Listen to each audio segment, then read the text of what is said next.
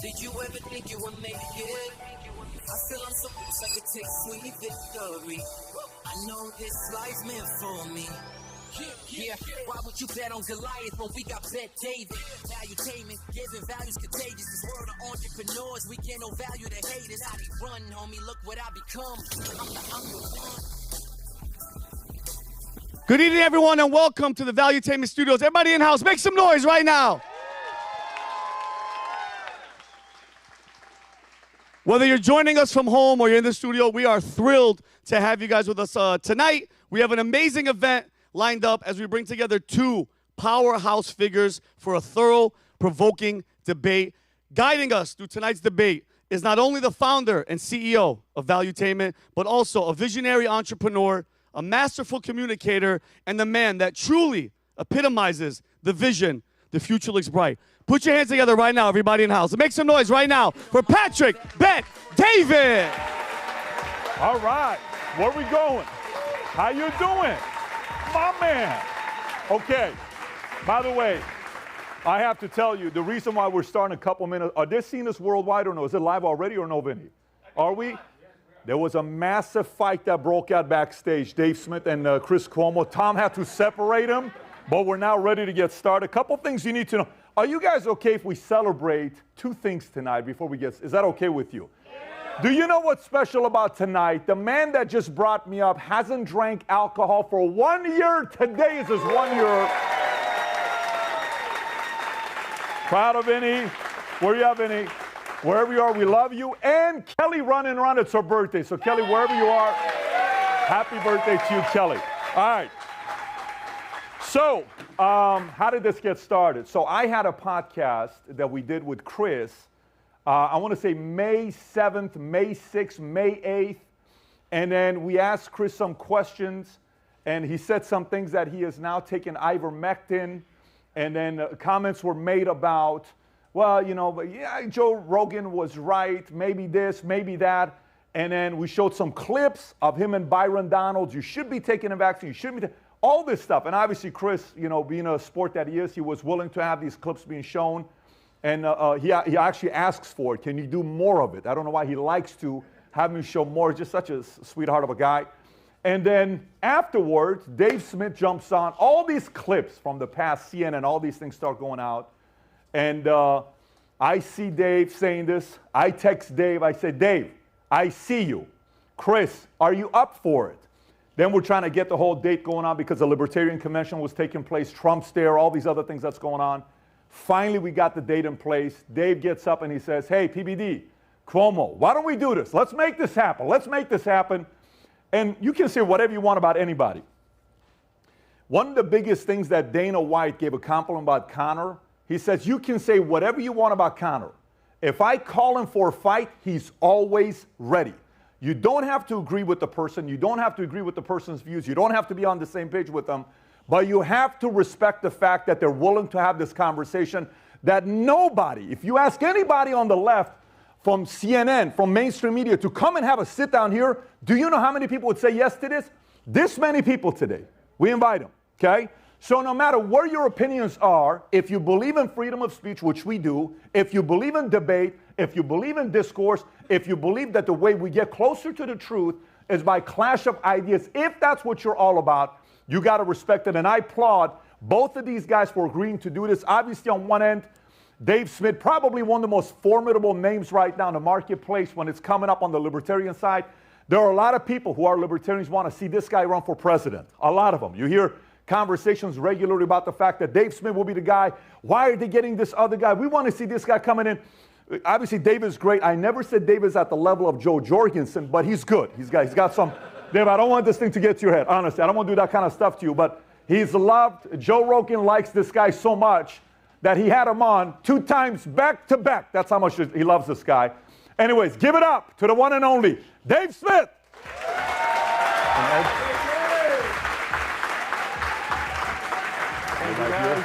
Man. Thank you, Pat. You're the man. All right, and the next person, you know who he is. For a couple years, he was the face of CNN. I think he was there 15 years. And he's got his own show. He's with News Nation now. Another one of these names. I've had a chance to spend time with him. and his family. I've had a chance to spend time with him and his wife. We broke bread at the house one time with his wife. Absolutely loved the family dynamics, how supportive she was. And the same with Chris, when I see him with his kids, with his family, getting on the floor, doing jiu-jitsu with my guy. I like how people are behind closed doors. My experience has been great. With that being said, give it up, Chris Cuomo. Happy birthday.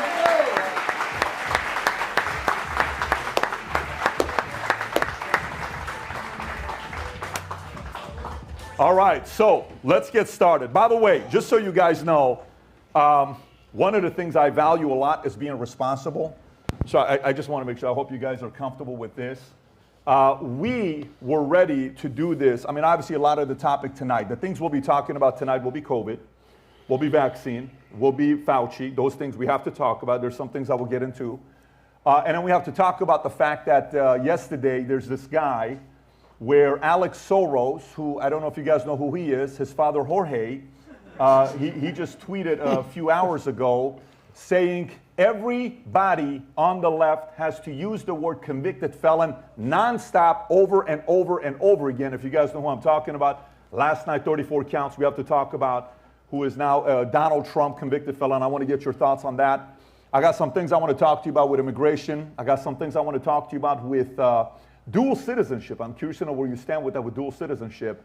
And then a couple other issues which we'll bring up. We got 3 hours to go through it, and a couple other questions here from others. By the way, to do this the right way, I have a special toy here with me. I don't know if you guys recognize this. I think we have to pay respect because, you know, this is serious stuff. We brought all the books to recognize Disney books, you know, Sexiest Man Alive. We brought masks for everybody that wants to be responsible. We got them all here. I know you guys are the responsible folks. And by the way, all the folks here, the great thing about this, you go to Oprah Winfrey, they say, you get a car, you get a car, you get a car. Everybody here gets a mask tonight. How awesome is that? Give them a mask. Let's celebrate this thing with one of these beautiful masks. I got one of these here just for some of you guys to appreciate it. We got some high-end Ivermectin for you guys if you guys want to go through this. All right, what else do you want me to put you? No, we're doing this the right way, guys. I got disinfectant here for you. I got some more stuff here. We're going to take this thing very seriously. We're going to be so responsible, it's not even funny. I got the high-quality Kleenex. I'm talking the expensive kind from Walmart. Temp, guys, we're going all out today. We're going to figure this thing out. All right, so let's start. Dave, you see the podcast. You see a couple things that Chris said. You reacted to it, and obviously it was very obvious you had strong opinions about it to say, I want to make this happen. What prompted you to want to say, Pat, I want to have this discussion? Well, look, I mean, Pat, you made a video addressing a lot of your fans, because I think I'm far from the only one who had this reaction. Let me just say before we start this thing, thank you to Pat. You're the man for setting this whole thing up, and thank you to Chris. Because I think it's an honorable move that you are here doing this debate, and I really appreciate that. For all the people out there who were giving Pat a hard time for bringing Chris on board the network, hey, this moment doesn't happen unless he does that. So I do agree that open discourse and open debate is always healthy for a society, and I think it's great that we're doing this. So I will say, number one, I came with a gift for Chris. This is, and I really hope you read this, this is the definitive book on the COVID regime. It's called Diary of a Psychosis, How Public Health Disgraced Themselves During the COVID Mania. It's written by Tom Woods, and of course the foreword is by the great Jay Bhattacharya, who, if you guys don't know, absolutely brilliant doctor over at Stanford, who was one of the signers of the declaration out there, and Great Barrington Declaration. Thank you. I'm already stumbling, and someone saved me in the audience. Thank you very much. Here you go. This is for you. Thank you. Please read it. It's excellent. I know you like following the science, and there's a whole lot of science in that book. Look, What a great way to start with a gift. You know what? Very sweet of you. Listen, I don't have PBD bank accounts. I can't come through with Lenny Bruce's microphone, but it's a nice book. I got to tell you, though, what I didn't appreciate about the Dave, he wanted me to not only fly him in a private jet, he wanted a business Boeing jet. Listen, that request of yours crossed the line. I'm telling you right now. I requested an Uber Comfort. Okay, that was the most I ever requested on this. But I think, look, I think that a lot of us in this world, whatever you consider this world, we call it podcasts, but it's kind of an outdated term. None of us have iPods anymore, but for some reason that name just stuck. But in this world of shows on the internet, whether it's Pat's show or my show, Joe Rogan's show, Glenn Greenwald has a show, Tim Pool has it, all these people have shows. And we all disagree about so many things. But the one thing we kind of all agree about in this area is that we opposed the COVID insanity. That was kind of the thing that united all of the shows on the internet that are big. And it was a strange fit for you to come from CNN into this world. It kind of reminds me, it's like Dick Cheney trying to join the anti-war movement or something like that.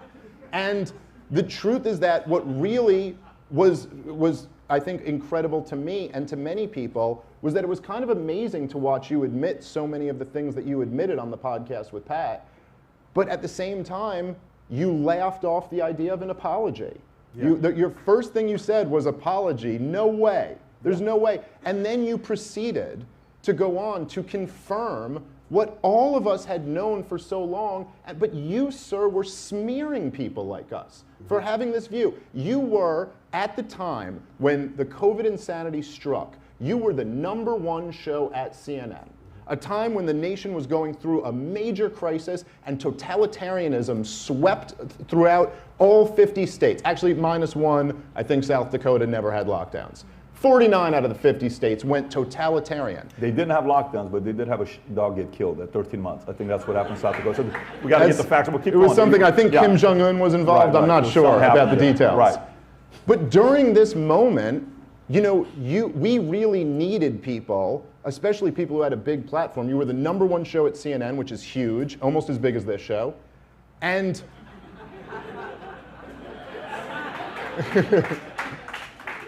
and it seems to me that you, rather than doing what your job should have been at the time, which was to be skeptical of power and to shine a light against the propaganda, it seems like you ate up every single piece of propaganda, repeated all of it without any thought to whether it was true or not, and then smeared millions of Americans, like myself, who were opposed to this stuff. So that's where my beef is. Chris. I understand your beef. Why would I not apologize? An apology is when you say something that you shouldn't have said, that was wrong to say, that you said for bad reason, or you're trying to hurt. None of those apply. I hear your understanding of the pandemic. I don't agree. I lived it closer than you in many ways. Closer than any of you, probably, in many ways. And there were absolutely mistakes made. The idea that it was a totalitarian regime, that's hyperbole.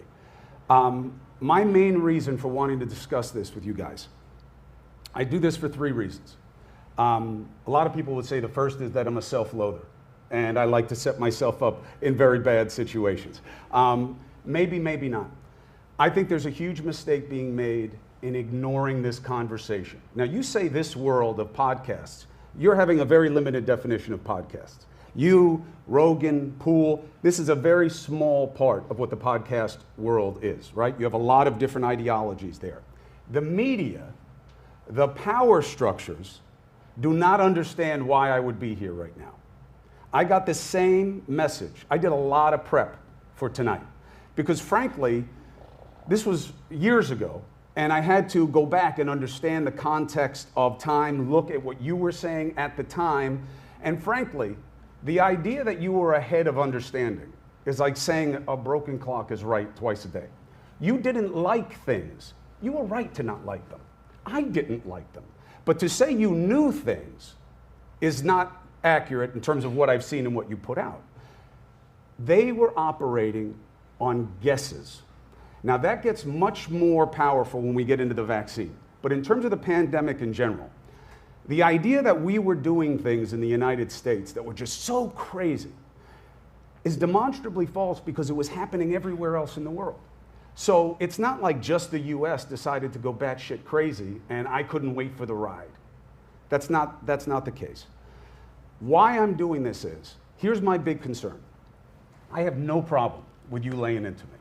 And I think you're funny, and I think you're smart, and I understand why he believes in you. I do. Because I didn't know who you were. Now I've listened to 19 hours of what you do. Why you want to call yourself, as somebody who ever wants to be in politics, Legion of Skank, I have no idea why you want to identify with that word. But we'll talk about that after this tonight. Sure. Here's what I want, okay? And Pat knows this already. Do we know what the vaccine is doing in people's bodies right now? No. Do we know what COVID is doing in people's bodies right now? No. I talked this week in preparation to be with you guys to 2 different people who are at the top of the research ladder of long COVID.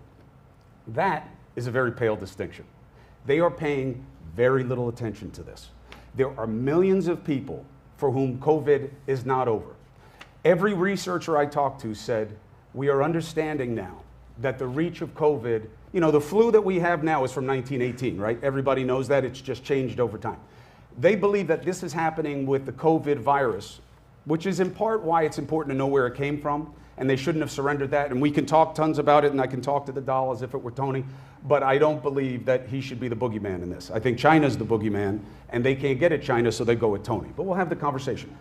I want people to recognize and get behind a common cause. That's why I'm here, okay?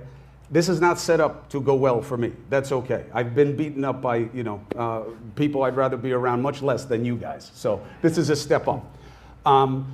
There has to be a review of the entire pandemic.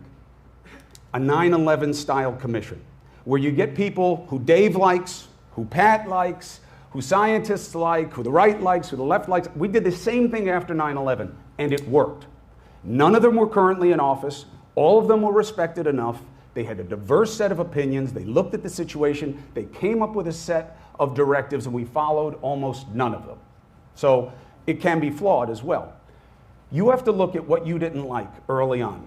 Masks, lockdowns, understanding of the case structure, what we did in schools, what we did in communities, what we did with businesses. Then came Operation Warp Speed, what we did with that. Then came the implementation of the vaccine, how we did that, and why. Mandates. All of it should be reviewed, because I'm going to tell you something. No disrespect, okay? I study this all the time, okay? Sometimes I'm taken out of context. I'm not vaccine injured. I had my symptoms before I got vaccinated. Could the vaccine be doing something to my body? Maybe. I don't mean to sound conspiratorial about it, but they do know that what they didn't know, and I'm sorry if it's too in the weeds, but I tell you, we can't just talk around this with clever slogans and digs. It's not helping us. We're not getting anywhere, okay? They now know that what they didn't know at the time with the vaccine development, even though they used it for AIDS and Zika and Ebola, they didn't know that when they put it in my body and they put it in your body. Never made it into mine. The rates, I mean, look, you can applaud it as a choice, but there are several facts, okay, that we know. One is they didn't know how much spike protein my body would make or for how long versus his, okay? And that is huge in terms of deciding what kind of complications you can have. The idea that the vaccine is poison is demonstrably false. How do we know? Because of what happened once people started taking the vaccine here and everywhere else in the world. The correct pushback to that is, no, it hurt as many people as it didn't. That's bullshit. The correct pushback is, not everybody needed to take it. And you made everybody take it. And you shouldn't have. That is a legitimate grievance. I don't know the answer to that. I believe that with the later variants, we now know that this vaccine didn't do what it did with the earlier ones. And they should have changed the messaging, and they didn't. We know that. I'm here to have the conversation. You tell me what you're upset about. I'll deal with it. We'll talk about why I said what I said. I have no secrets. But what I want is not to slap Dave around in a debate and not to be clever and not to get applause and not for you to want to take pictures with me at the end of the night. I want you to go home and say, sheesh, we got to know a lot more about this. And nobody is looking. That commission we have, one in Congress, and then I'll shut up, is a sham, okay? Where did it come from? Tony Fauci. We know where it came from. It came from China. We know where it was. It was in a lab. We know who was working on it. It was China. We know who won't let us look in the lab. It's China. So that's your answer. But what about all these other questions? They don't even care about them. The Trumpiest politicians that I talk to won't touch any of the things that we are talking about right now. That's what I want to change, and I'm happy to have the conversation. All right, can I respond? Because there was a lot there, so I want to try to respond to as much of it as I can. I didn't mean to flood the zone. No. Take it one by one. We can go one by one. Okay, first of all, when I describe the lockdowns that swept this nation in 2020 as totalitarian, just to be clear, I'm not being hyperbolic. When you're waking up every morning to watch your TV, to find out from your governor what you're allowed to do today, including am I allowed to go to work? Am I allowed to have a funeral for my father? Am I allowed to see my family? Am I allowed to step outside without a cover on my face? There is one word and one word only for that, and that is totalitarianism. I'm sorry. That's not slightly hyperbolic. Now, you could argue that this totalitarianism was justified because of the virus, but it is certainly not, and it's not, but you could argue that, but it certainly is totalitarian. If we ever looked on paper, any of us at any point pre-COVID, and said this government is instituting this policy, we would all recognize that as being totalitarian, as totalitarian as any society has ever existed. If that word doesn't apply to lockdowns, then it doesn't apply to anything. Now, I gotta say, listen, in this world, and I'll say this is true for our world, for the corporate media, for any time you're getting in front of a camera with a lot of people watching and talking about things that matter, the currency that we trade in is the truth. That's the whole currency. Now, it doesn't mean that you have to be right about everything, but it has to mean that I really believe what I'm saying. And if I'm lying to the audience, then I've betrayed my most fundamental duty. Right. And I would also put as a subset of lying, if I'm pretending I know something that I don't know at all, and I'm taking a very strong opinion, and with 5 minutes of research, you could find out that this is completely false, that's another form of lying. Now, sir, you have completely shirked all of your responsibility, and now you're pointing the finger at China. By the way, you were one of the people who demonized Donald Trump for calling it the China virus at the time, okay?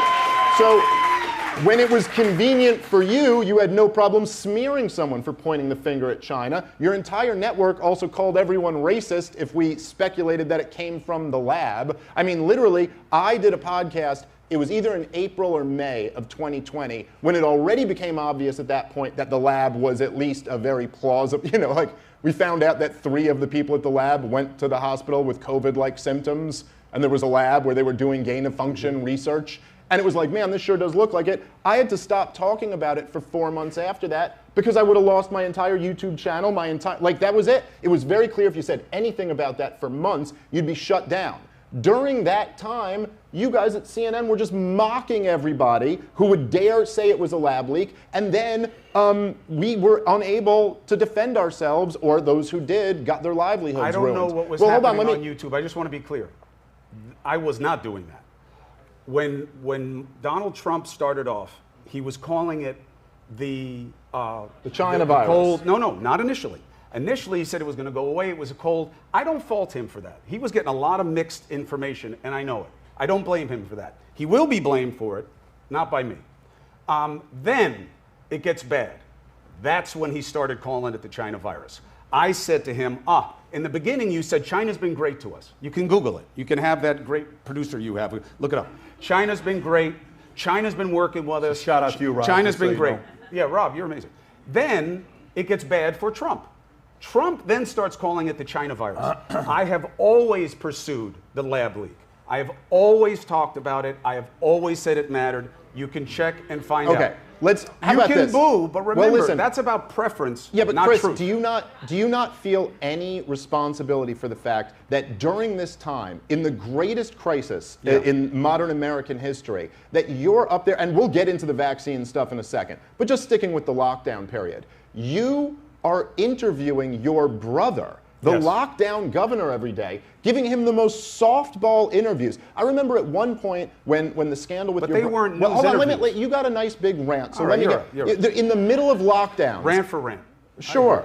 So in the middle of lockdowns, think about, this is more a comment on the network CNN than it is on you, but you said at one point, a couple years later, or over a year later, when your brother had his scandal. By the way, I respect you for always defending your brother. I would always defend my brother. I understand that. But you said on air on CNN, you said, listen, I haven't been allowed to cover this at all because it would be a conflict of interest for me to cover it. Yet during lockdowns, every single night, CNN allowed you to have the interview of your brother without any meaningful pushback at all. Listen, I understand this is your family I'm talking about, and I don't mean to make things personal in that way. You kind of do, but I'm open to it. Well, no, I mean, I don't, but I have no other choice.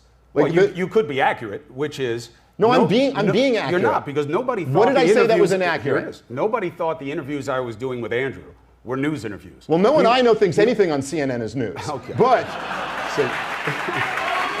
that's fine. No, when it's on the cable news network, the presumption is that this is news. Hold on. How many people in this room thought that when I was interviewing my brother, it was going to be a hardball interview, and that's why you were watching? Because this is what Chris Cuomo is known for. Yeah, but that's the whole point. Come on. But that's the point. But he was other places giving interviews all day long.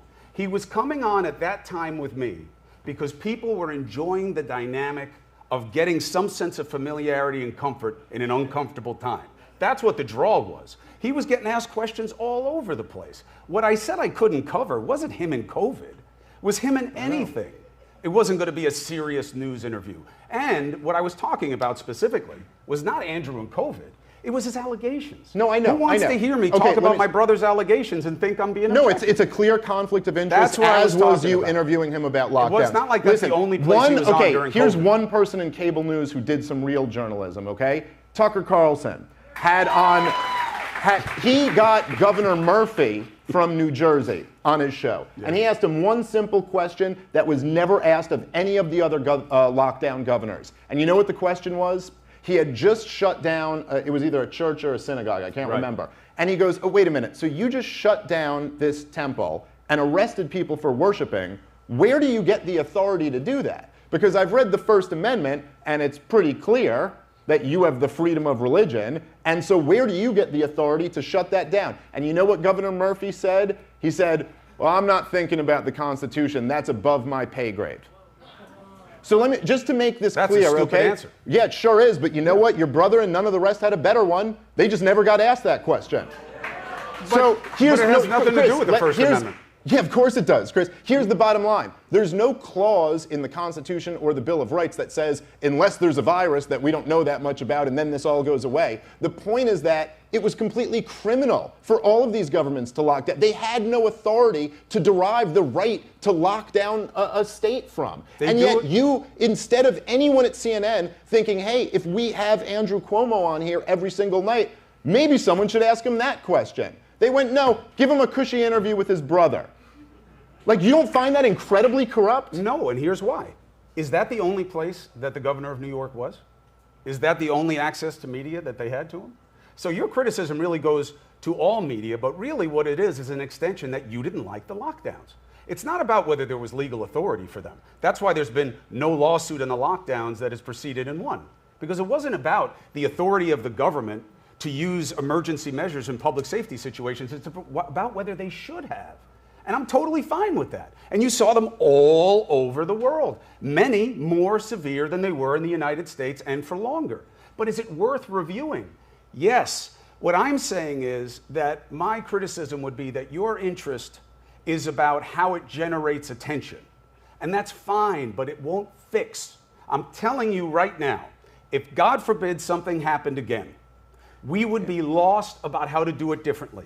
And you'd have a pocket of people, 25, 35%, who say, I'm not going to do it.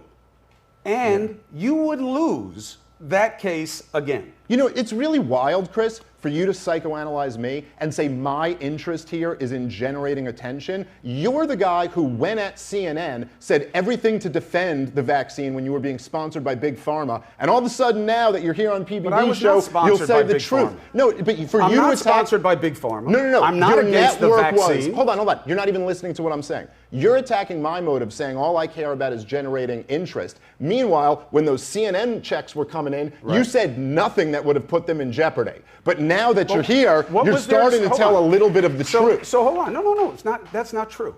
I don't have It a is. changed opinion about the vaccine. As I'm Chris, go look at the montages of what you were saying then to what you're saying now. and I You would- don't have a changed opinion. Absolutely not. And when Pat put out this clip, that Pat would. Hold mean- on. Look, we can talk about it. I'm not offended by the questions or the suggestion. Here's why. Pat said that I wouldn't take it again if I could do it over again. It's not what I said. If they wanted me to take a booster right now, my doctors say it's not working for me. I have as much natural immunity as I'm going to get. I got as much hybrid immunity as I can get. You make the same decisions. They don't have the mandates the same way, except with kids in school protocols, which again I think should be on the table to discuss, because we are an outlier when it comes to our kids in schools and the vaccine. The vaccine, let's talk about it. What is your beef about the vaccine? Do you believe it didn't work? No.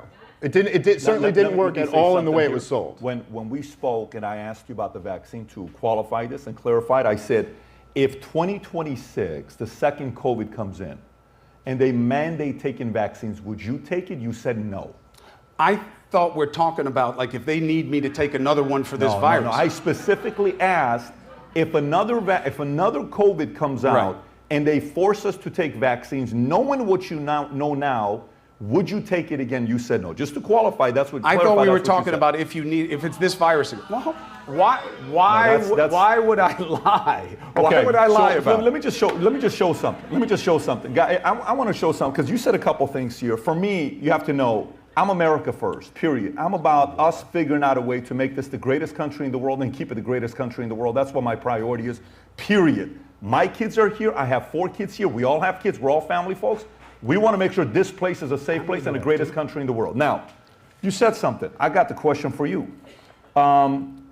You said they tried to make Fauci the boogeyman. Yes. Right. Brother, when 9/11 happened, the one thing that they did during 9/11, they made somebody else the enemy. We all came together. Yes. During COVID, they never made China the enemy.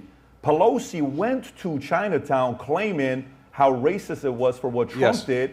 And instead of making China the enemy, we made Trump the enemy. And America became divided, and that's why we have the shit show that we have today.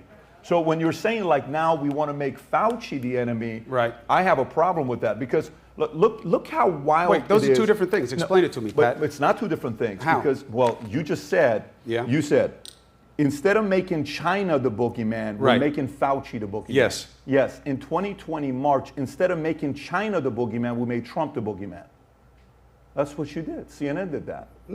No, that's not what I did. So CNN didn't make Trump the boogeyman. Trump has always been the boogeyman for most of the media. Right, but it wasn't about COVID. Well- I'm just telling you, it wasn't about Well, COVID. he certainly actually was the got kind of a boogeyman. pass. Yes, he was the boogeyman Yeah, far before COVID. Sure, when way you before. when you guys were repeating mindlessly every day that there was some giant conspiracy with Trump and Russia, and leading the entire country to believe that our election had been stolen by a hostile foreign power, and that Vladimir Putin had, and once again, like we won't get out of you tonight, not one apology from anyone at CNN when it turns out there was zero evidence that that was true. And you could say we just guessed right, but all of us who were paying attention knew from the very beginning that this was totally made up. And of all the things you could say about Donald Trump, How could you have known right from the very beginning that it was totally made up?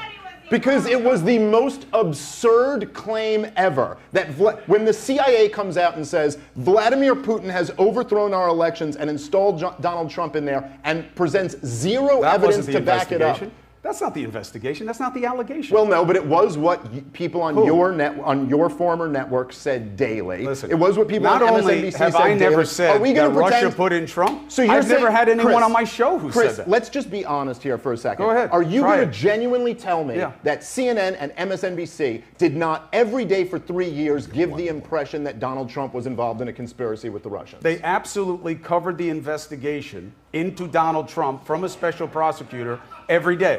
MSNBC did it And why was differently, I that would special, argue, than CNN. why was that special prosecutor appointed?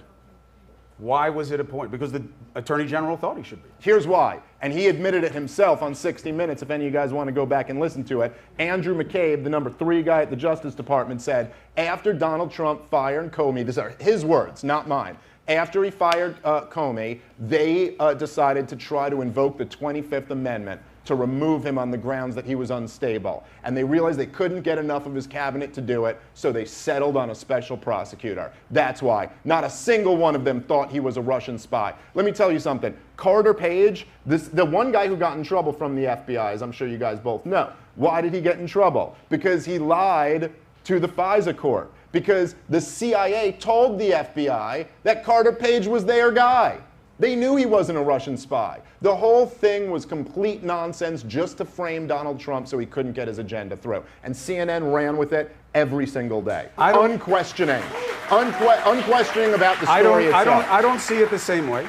I don't think it was about keeping Donald Trump from having an agenda. I do think there is a problem with prosecuting political opponents. And I do think that both of the parties engage in it. And I think it's another signal that the party system has to die. I agree with that. There is no world in which you could be skeptical to the extent that they're sharing information with you. But when you have a special prosecutor, right, or special counsel, whatever you want to call it, and they are doing an investigation, you're going to cover it. And you're going to look at the information that they're saying coming out. And of course, there's always copious leaks because there are politicians involved. And you're going to do it.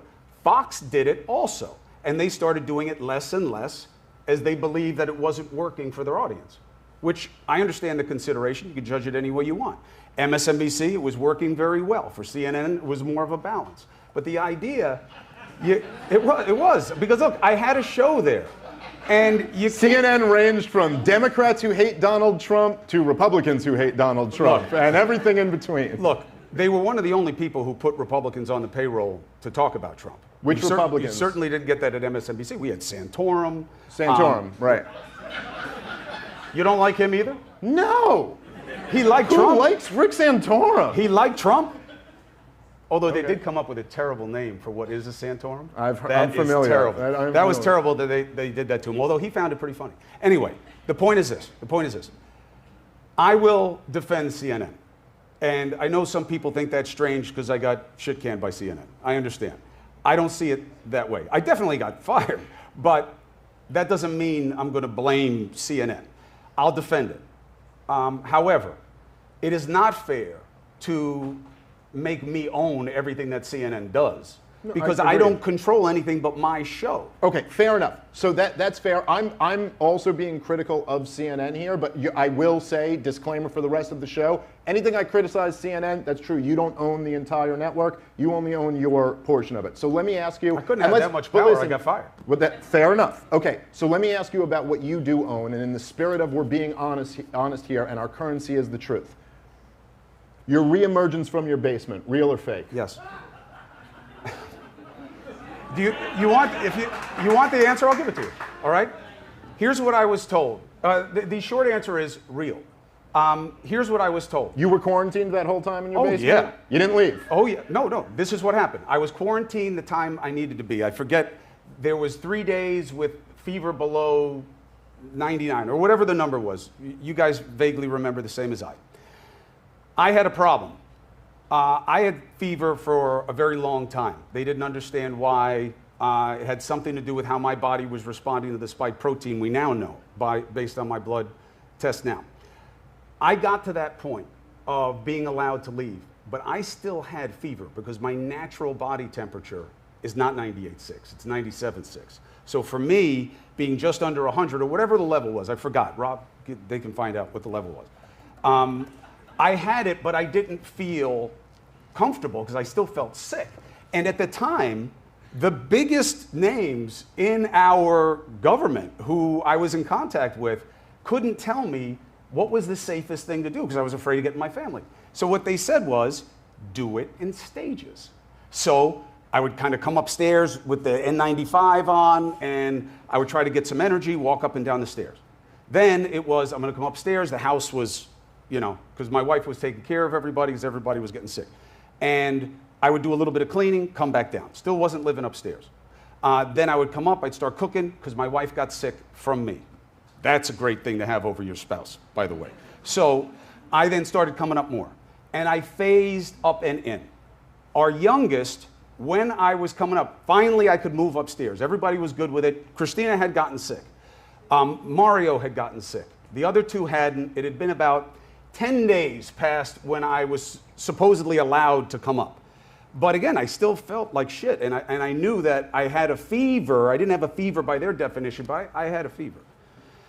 So then when it was finally over, they took the picture of me coming upstairs. There was so much appetite to take me down that was seized on, as it was that I wasn't quarantining because I was seen in Southampton driving around with my family. No, I wasn't. I was seen in my own backyard in East Hampton. And a guy drove into my backyard and saw me there and came walking over and said terrible things to my wife and kids and then sued me for it. So that's what happened. But so wait, hold on. I'm sorry. I'm confused because that was such a long answer for such a short question. I quarantined in the basement. The picture that but you were saw, outside with your family in the middle of it. No, not in the middle. It was after the period where they said I could come out, but I didn't feel right about it, so I was doing it in phases. And the photo was from when, that's it. I'm not staying in the basement anymore. I could be back up. I can sleep in my room. I can do everything normally. So that was. You're telling me that that guy, his Rob, confrontation what is that? What is with that you picture? was, That's me coming out of the basement. This was after this, his confrontation with you? Yeah. Okay.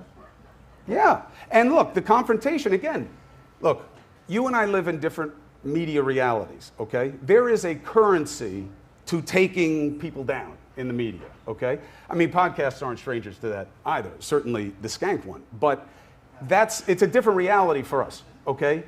They want to take you down.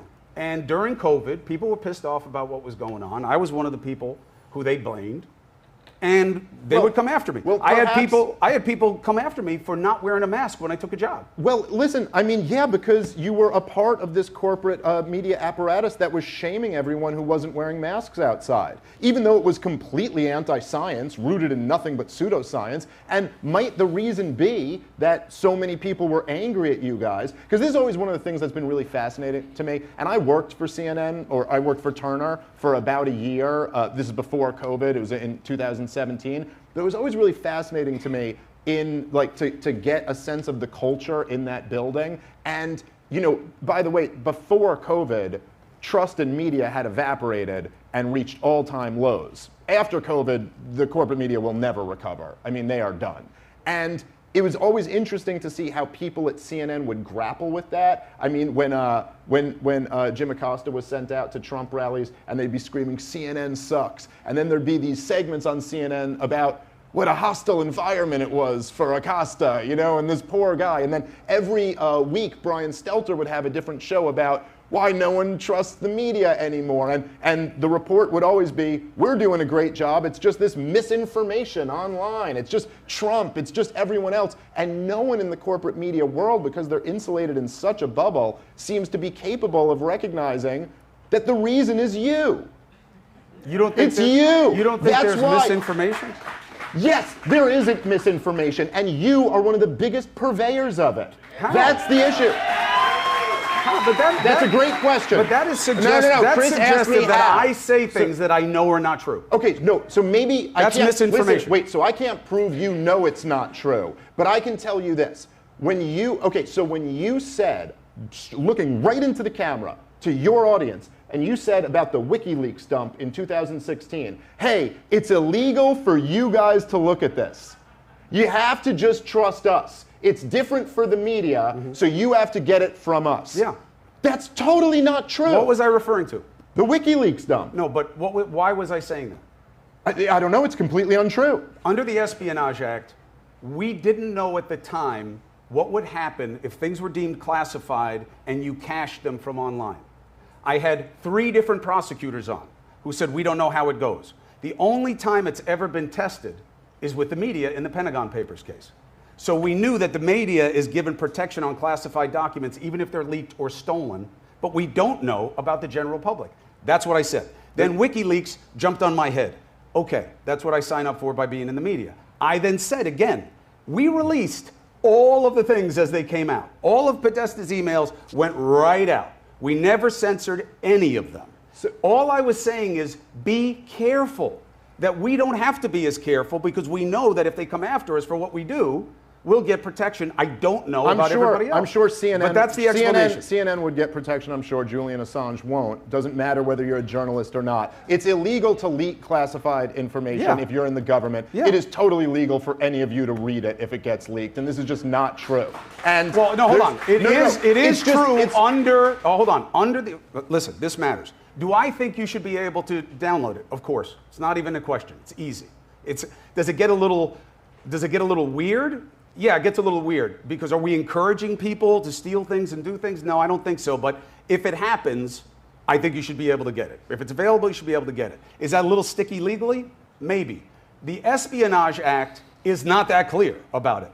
That was my concern. It wasn't listen to me and nobody else. Okay, I've never played that game. That is what you said. I know, but you are audience. Making it mean something. Well, the thing is that that's why I'm here. Well, look, I will tell you what I meant. Even in the Julian Assange case, by the way, if you guys want to look into the details of it, the claim that they're trying to make was that somehow he was involved with Bradley Manning on the actual tape, which is not true at all. But even they won't just say he wasn't allowed to read the classified information once it was leaked. One of the reasons we kept interviewing Assange is because we didn't know that was true or fair. So why is it, Chris, when you make these mistakes, they always go in one direction on the behalf of powerful?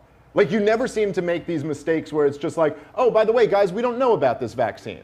That never came out of your mouth. Listen, when you were smearing everybody like me and my family who wasn't taking it. For what? Here, again, at the beginning of the pandemic, okay, they came up with this vaccine during the Trump administration to flatten the curve with the most vulnerable people and to stop what was happening in the healthcare system. And everybody remembers this. You can laugh and you can have fun with it because it suits your politics. But there was panic. There were bodies in trailers all over the place. Oh, come on. You're talking by late 2020? No. I'm talking in the heat of it when they wanted this vaccine, when Trump was getting all this praise for making it happen, which I believe he deserved. So that's what they wanted to do. The vaccine with the first 2 iterations of the virus absolutely accomplished what they wanted it to. You can go online, you will not find anything that will tell you otherwise. That's just not true. I mean, that's just straight up not true. Go ahead. Let me do something. I want to play. Remember what I said, the first iterations of the virus. Clips. Rob, do me a favor. When you're saying with the vaccine, I think the basic premise is why people are frustrated with this conversation that we're having today. Why don't you play the highlight reel, Rob, the Joker one, if you know which one I'm talking about. Just play this one, and this isn't just you. This is what we had to hear. That's not me? No. Every day we had to hear, play this clip, and then I'm going to go to another one, and I'm going to turn it over to Dave. That's the guy who bankrolled Osama bin Laden's daughter. Play the clip. The unvaccinated. You are the problem. It is the unvaccinated who are the problem. Period. End of story. The only people that you can blame, this isn't shaming, this is the truth. Maybe they should be shamed, are the unvaccinated. It's time to start blaming the unvaccinated folks, not the regular folks. Anyone you came into contact with will blame you, as will the rest of us who have done the right thing by getting vaccinated. Because frankly, we know that we can't trust the unvaccinated. I think it's time to get our moral house in order, Anderson. It's the unvaccinated who are the threat. All of us vaccinated folks are going to start wearing masks to protect the unvaccinated folks. It's called a Christian value. You're basically punishing the vaccinated for the sins of the unvaccinated. People are not behaving honorably. The unvaccinated are basically saying, well, it's open season for me. I can do whatever I want as well. The unvaccinated are basically beating their breasts and running around the country saying, we don't care, we're living free, and so forth. We've been patient, but our patience is wearing thin. The unvaccinated, a group that includes children and people acting like children. And the rest of us are starting to get pissed off. The vaccinated feel the unvaccinated are making me upset or angry. This is not about freedom or personal choice. Well, my freedom is being kind of disturbed here No, screw your freedom. The other day, Howard Stern weighed in with a much different approach. Take a look. When are we going to stop putting up with the idiots in this country and just say, it's mandatory to get vaccinated? Their freedom. But you're treading on our freedom and you're making other people sick, and really you're killing other people. The anti-vaxxers, they seem to have a thing for death and home remedies. The anti-maskers turned anti-vaxxers are not just putting their own lives at risk.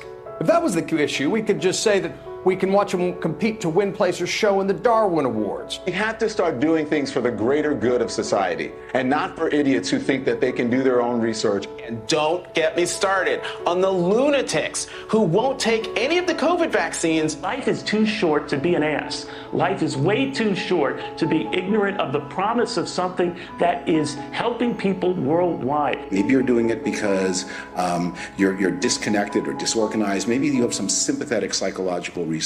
But maybe you're just being antisocial. Oh, you can't shame them. You can't call them stupid. You can't call them silly.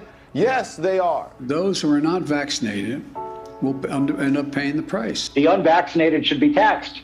They should pay more for health care. We need to start looking at the choice to remain unvaccinated the same as we look at driving while intoxicated. We're going to see, and I've said, almost two types of America. Dr. Fauci said that if hospitals get any more overcrowded, they're going to have to make some very tough choices about who gets an ICU bed. That choice doesn't seem so tough to me. Vaccinated person having a heart attack, yes, come right on in. We'll take care of you.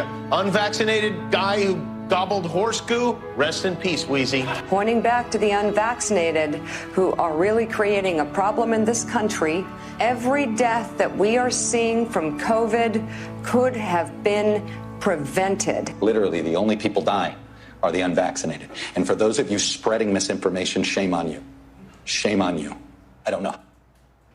See, that's the frustration. How many guys are frustrated just watching this? Who's getting upset just watching this, right? So, by the way, I'm a business owner. When we talk about what happened during that time, according to Federal Reserve, the pandemic resulted in permanent closure of roughly 200,000 U.S. establishments shutting down. So this is families running a business for 2-3 generations. Boom, gone. Restaurant business gone. Estimated the economic toll of the COVID-19 pandemic in the U.S. This is according to USC Leonard Schaefer, $14 trillion by the end of 2023. So when we watch this and we're like, oh my God, this is, and I was like, no, everything's changed. 4 years later, it's changed. We should move on. We should think about other things. People still haven't let this go. Absolutely. People haven't let this go. And a big Absolutely. part of, I think, that's why I'm here. Right. No, and I appreciate you doing this. But for me, Dave, what I think is going on is the following. Rob, play that clip with AstraZeneca if you could. So if you have that clip, if you know which one I'm talking about. So this is before when they're telling us how there's no risk, you don't have to worry about any of this stuff, everything's going to be fine. The before and after of this clip is very, very interesting. Rob, if you got it to pull it up, go ahead and play it. Go watch this clip here. Now then, COVID is back in the news. Are you hearing people are quite nervous? Can you raise the volume, Rob? One of the professors who worked in the Oxford AstraZeneca vaccine is a paediatrician who is one of the most intelligent, really sensible and honest people I know. And I spoke to him. I was lucky enough to speak to him because I worked in a documentary that looked at the Oxford vaccine. And you know what?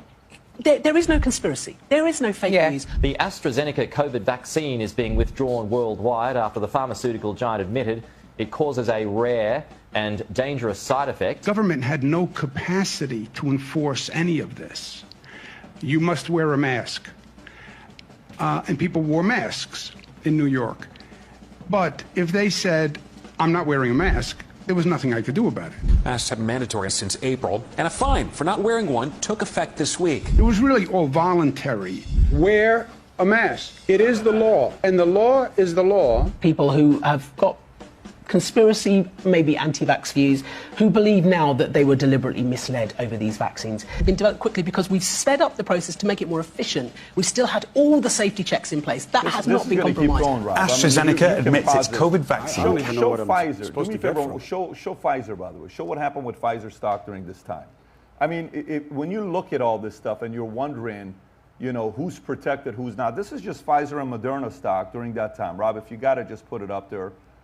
For us to see the image.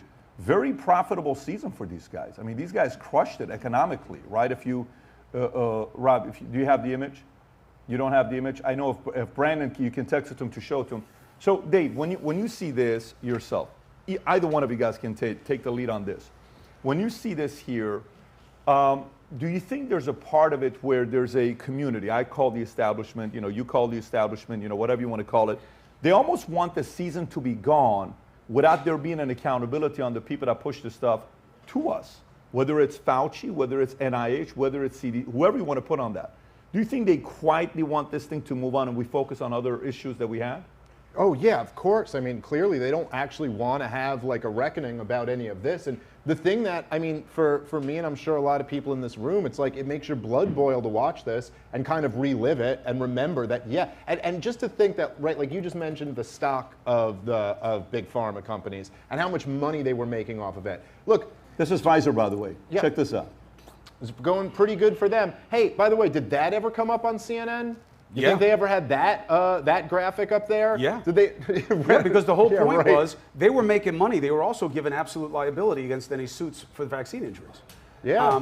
And pretty corrupt. And it was a very weird combination of things we had never seen before. And the company said, we won't make it under Operation Warp Speed's guidelines unless you insulate us from litigation for this process.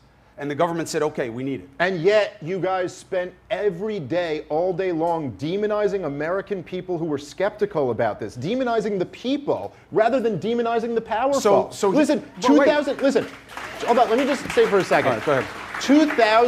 2020 was the largest transfer of wealth in human history.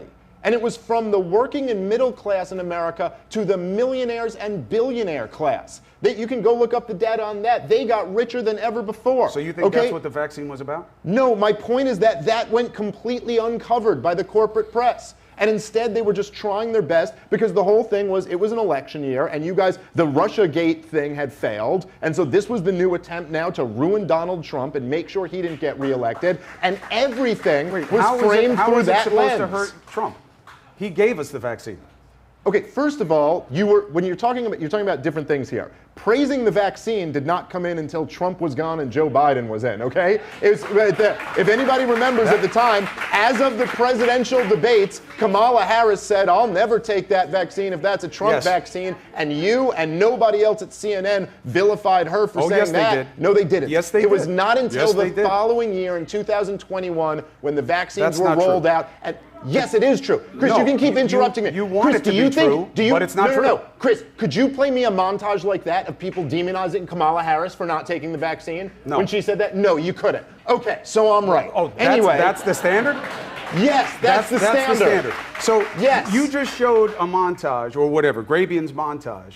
And by the way, there are plenty more people on Fox News who were saying the same thing. You have Cavuto in there. I'll give you credit for that. For the record, Fox News was terrible on this as well. But 100%. What's the point? The point is, so everyone was in on it? No, just the corporate media and the government. So no, not everybody. So all of these people who get Chris, paid by contrast, right? These companies get paid by contrast, meaning they are looking for ways to be different than the other ones. But they just all wound up saying the same thing, which was just completely untrue. Yeah, okay. So again, to take on what you just said, no, not everyone, and not everyone who gets paid. Joe Rogan is bigger than every single show at CNN combined and gets paid more than every single person at CNN combined. And he was 100% right about this thing through the entire time. No, he wasn't. Yes, he wasn't. Hold on. Okay. Hold on. Let me get this point out here. Tell me what he was right about. Okay, how about, you know what you just revealed last month on Pat's show about Ivermectin? Yeah. Joe Rogan was saying that, and you were smearing him for saying that. Yeah. You literally said he's taking horse dewormer. Yes. He should be ashamed of himself. You pleaded with your audience to not take it. Yes. Then you come back around and you go, hey, Pat, you know what I just found out? Turns out this thing isn't for animals. Turns out humans are. But Chris, that's a 5-minute Google search and you would have known that. First of all, how do you not apologize to Joe Rogan? Listen, do you know who disagrees with you? Do you know who disagrees with you? The people who make Ivermectin disagree with you. Hold on. What do they disagree with me about? That the drug should not be taken as a standalone for COVID-19. I never said it should. That's what Rogan was saying. No. He did not. No, listen. See, this is the thing, Chris. Yeah, that is a lie. That is a blatant lie. Joe Rogan. So you just pretended that I said it's a standalone for COVID. No. Here's what it always was. Here's what Joe Rogan said. My doctor prescribed it to me, along with several other medications, just like your doctor prescribed it to you. That's what he said. What I'm saying is that it's not horse dewormer, as you and everybody else at CNN mindlessly repeated. Now, what he said, no, let me finish. What he said, and what I'm saying is that it is a medicine that's been prescribed to people millions and I think billions of times. And it was totally demonized. Why? You already said why. You said it 2 years too late, but you already said why. No, here's because why. No one owned it. Here's why. What Pat has on his desk right now, you do not want to take, okay? It is the veterinary grade ivermectin. People were so desperate to get it because they were told it was a panacea. It was a cure-all. Who told them that? It was online. Well, you just claimed Joe Rogan said it. You claimed I said it. Neither of us have said that. But, so hold on. So why was there a rush on ivermectin all of a sudden? Can I tell you my honest opinion about that? Okay, it's that the medical establishment and the corporate media so humiliated themselves that they lost trust with the entire American people. And then, there were some charlatans online who were saying, "Oh, go take this," and they trusted them. Please, here's what happened. Okay? If you think Joe Rogan said, "Take any form of ivermectin you can get, and you'll never get COVID," I'm not blaming Rogan. Here's what happened. You should be apologizing to him. And again, listen. Here's what happened. Here's what happened. Also, let me tell you why I think apologies in this context are a stunt, okay? We don't accept apologies. Nobody accepts apologies except as an admission that you weaponize. That's why Trump never apologizes. He's right. Because if you apologize, everybody just beats you over the head with it. Trump's got a lot to apologize for, and so do you. I'm just saying, as a concept, and you should too on this, and I'll tell you why. What should I apologize for? Here's what happened. Ivermectin, it wasn't because the media said don't take it so everyone took it. The media would have never been talking about it unless people were taking it. Use your head. So here's what happens. They're prescribing it like crazy. They actually stop physicians from being able to prescribe it, which I think was a mistake. They then start giving out veterinary grade ivermectin, which, as the word would suggest, you shouldn't take, right? Because doctors were prescribing veterinary? No, people were desperately trying to get it online. They couldn't find it. Okay.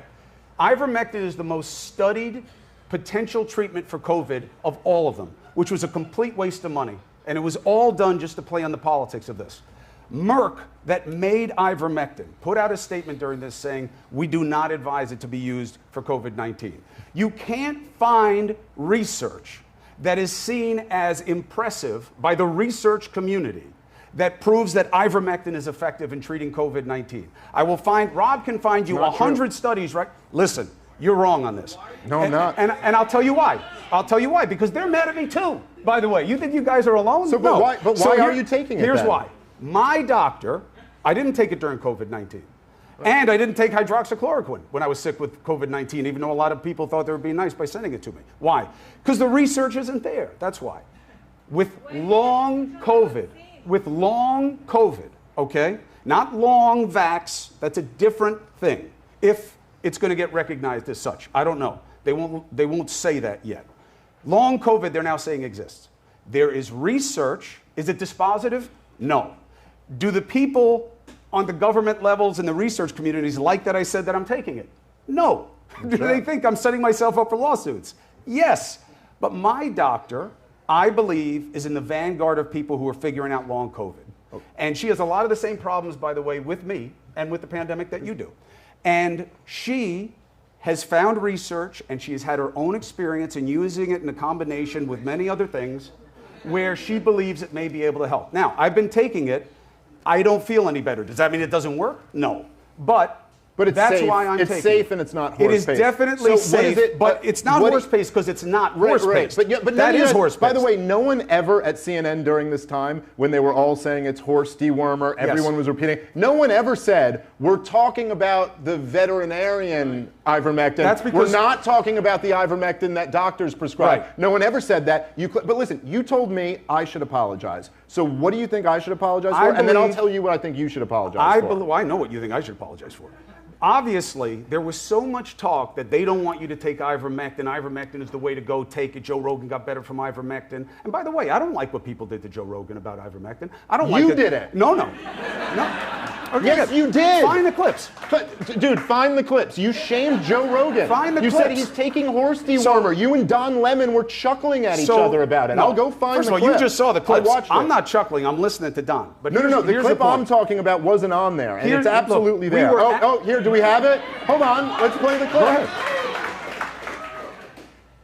Injecting drugs for animals and horse. And people telling them to. Oh my God. What person?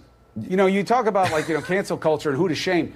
Ivermectin, a dewormer. Really? They are shaming themselves. That's what it is. Shame them. They're shaming themselves. So you're taking a dewormer right now. Chris, you can't apologize for that. You weren't being clear that it was this, and you know that, dude. You're being so dishonest right now, man. I'm not being You were dishonest. talking about ivermectin, the drug. You were not talking about this version of ivermectin. Come on, I man. was responding to a situation where we were told that this is what people were searching out to take, and nobody knew what it was going to do to them. Look, I'm taking the drug right now. Obviously, I don't think it's all poison. I stopped calling it the horse drug when, and you can not like it, CNN's chief medical officer, who is Sanjay Gupta, said to me, you shouldn't just call it a horse dewormer. There's a whole legitimate aspect of the drug. I wouldn't use it for COVID-19, but it's not just the veterinary grade. So I stopped calling it that. So, okay. And then it went away. By the way, I don't know if you guys saw this. One of the best moments during the pandemic was when Dr. Gupta, who was just mentioned, went on Joe Rogan's podcast. For all the days of CNN like demonizing Joe Rogan, they send their top doctor out there onto his show, and he goes, why is everyone on your network saying I'm taking horse dewormer? Ivermectin's not. And Dr. Gupta looked down at his lap and went, yeah, no, they shouldn't be saying that. Well, Sanjay was the one who corrected there was a better, Sanjay was the one who corrected us. No, actually, after that, he went back and laughed as Don Lemon called it horse dewormer again, and then I guess later corrected you guys. But then there was a moment, and this was the best moment, and you got to remember the context of this. This was during the vaccine passports. Okay, the point when the people like me, and I'm sure a lot of you, were basically turned into second-class citizens, weren't allowed to go into restaurants, weren't allowed to go to sporting events, weren't allowed to go into a lot of different office buildings, things like that, and you, personally, along with everyone at CNN, cheered that on. You mused and joked around when you were interviewing Dr. Fauci about what rights the unvaccinated should have. So Dr. Gupta goes to Joe Rogan and says, it is in the middle of all this. He goes, so are you going to get the vaccine? And Joe goes, no. I just had COVID. Why would I get it? I got natural immunity. It's stronger than the vaccine. And Dr. Gupta went, yeah, that's a good point. He had nothing for him. He had no response. Like when you were, listen. That's not even close to accurate. Okay? Yeah, well, remember last time we played the clip and I was right? Remember last time? You weren't right about that either. You weren't right about that Chris, either. dude, you're in denial here, man. It's so clear that you said that. Just admit it, man, and we can move on. Again, here's the main difference. You may not say it this way, but this is what I think you're suggesting. You believe that you were demonized for not taking the vaccine, and that was wrong because it was right to not take the vaccine. Okay. No. First of all, I don't believe I was demonized for taking the vaccine. We just played video proof of it. Me, and it's not me, it's me and tens of millions of Americans were demonized to take the vaccine. Now, when you say it was wrong because you weren't supposed to take the vaccine, I think, and this is summing up a lot in a short period of time, I think there was a strong argument in the initial wave of COVID, if you were old and sick and had never had COVID, it might have been a good idea to what take if you the vaccine. lived with someone who was old and sick? That probably wouldn't have done anything. Literally, it's not going to stop. You don't know what you're talking about. No, you don't know what you're talking I do know what the I'm talking about. The science is obvious on this. The first, look, again. Chris, you got a lot of nerve not apologizing and then telling me I don't know what I'm talking about. What do you want me to apologize for? For telling people to take the vaccine? Okay, let's just stick with Joe Rogan. for mocking and smearing a person from the #1 show at CNN and then years later admitting he was completely right about what he said. How is that not attached to an apology? If I ever smeared someone aggressively and then 2 years later I had to admit that I come out and just say what you said to Pat on his podcast was exactly what Joe Rogan was saying this whole time. You go, first of all, it's not horse dewormer, it's used on people, it's very safe, and my doctor prescribed it to me. That's why I'm taking it. Yes, if I ever did that to someone, I would apologize for that. But it's not the right context. And first of all, it's both, right? It's veterinary grade and human grade. I was not making a market. Which one do you think Rogan was taking? I hope he was taking the human grade if he was prescribed it. Which one do you think Joe Rogan, who just signed his second $200 million deal, was taking? Do you think he was stealing it out of the cat bowl, or do you think he had a doctor I'm sure they prescribed it. So then you guys were all wrong for demonizing him. I think that it was wrong. Look, you guys want simple answers. You guys want simple answers to this, and it's not simple. No, this is simple. This one is simple. It's not simple. The vaccine question might be more difficult. This is really simple, man. The maker of the drug. You want me to apologize when the maker of the drug says don't use it for COVID, when all of the research says it is not effective for COVID. Well, okay, first of all, I should say Joe Rogan was right to say take it. Chris, you're on it. What are we even arguing about here? You're on the drug. Long COVID is different. Long COVID is different. So first of all, just to be clear, and this is essentially the truth, right? There were some studies that seem to indicate that if you take ivermectin early in a COVID infection, there seem to be some positive benefits. Then there were other studies that basically said, no, we're not seeing that. Now, I've heard a lot of experts, and this goes beyond my pay grade, argue that those other studies weren't properly done. Whatever it is, the reason why doctors were prescribing it to people like Joe Rogan and millions of other Americans was they were like, look, it's a mixed bag with the study. Some of them seem to indicate it might help. Some indicate it doesn't. But we know the drug. It's a people drug. And it's safe. So why not take this in your regimen along with a bunch of other things? That's the point. And you guys demonized him I think for that's that. fair. Yeah, I think that's fair. Okay. That's why they were prescribing it. I don't think they were prescribing it to be reckless. No, that's right. I think that's why they're prescribing it. But here's the problem with what you guys want, okay? It is not some research says take it, some research says don't, okay? It's just not that way, all right? And it's not even close. I'm telling you, I have not spoken with anyone in preparation for coming here tonight who said you can say ivermectin works with COVID. That is my doctor does believe it can be effective. She is cool. Her name is Dr. Robin Rose, and if you have long COVID, or someone you know has long COVID, look up Terrain Health, Robin Rose. She's doing her best. But the point remains the same. The point remains the same. What did he say? I didn't catch it. Say it again. I didn't hear it. Is she a veterinarian? Oh, that's funny. That is funny, though. That is funny. Let me say something on this, and then we can move on. You said something. And I think, to me, you know how we talk off camera and we have some great conversations together. And, just listening to you guys right now, I want to sit on the sideline, just listen to you guys speak. My job is to just go to the next door and let you guys talk. I have such an easy job today because my wife and I, right after this, we're going to spend the weekend together because on our anniversary, it's June 26th, which is our daughter's birthday. If we don't do it this weekend, we can't do it then. So I got to go see her in the next couple hours. She's sitting out here. My 12-year-old son is over there. My Tico boy. Tico, can you stand up, buddy? Stand up real quick. Stand up so they can see you. Can you stand up, buddy? Tico. It's my son right there. So funny. He says, Dylan says, who said it? He says, Daddy, if something happens to you, Tico can run PBD podcast because he's also PBD, right? And my pop's also over here. But, I'm listening to one thing. If you know my dad, he's the greatest man I've ever met in my life. But, when I'm listening to you, Chris, all I caught was one thing. I've heard everything. All that? You only caught one thing? Trust me, it's just one thing. No, I'm telling. And by the way, you have to understand, it's only one thing I caught about this whole thing. What you want, you're not going to get.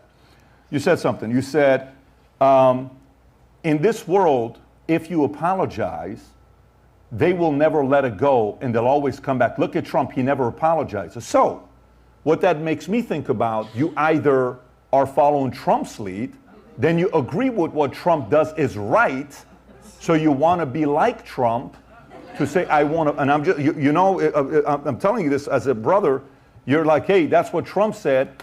Or on the other side, you're like, man, say if I go the other side and I say I messed up, then these guys are going to come after me for the rest of my life. If you go back and look at data on what happened with Joe, when all the Planet of the Apes stuff that they came out, I don't know if you remember that when it came out with Spotify, Daniel Ek defended him. He came out and he made a video. I don't know where the video was by his cold. It was somewhere outside. He's just making a video and talking openly.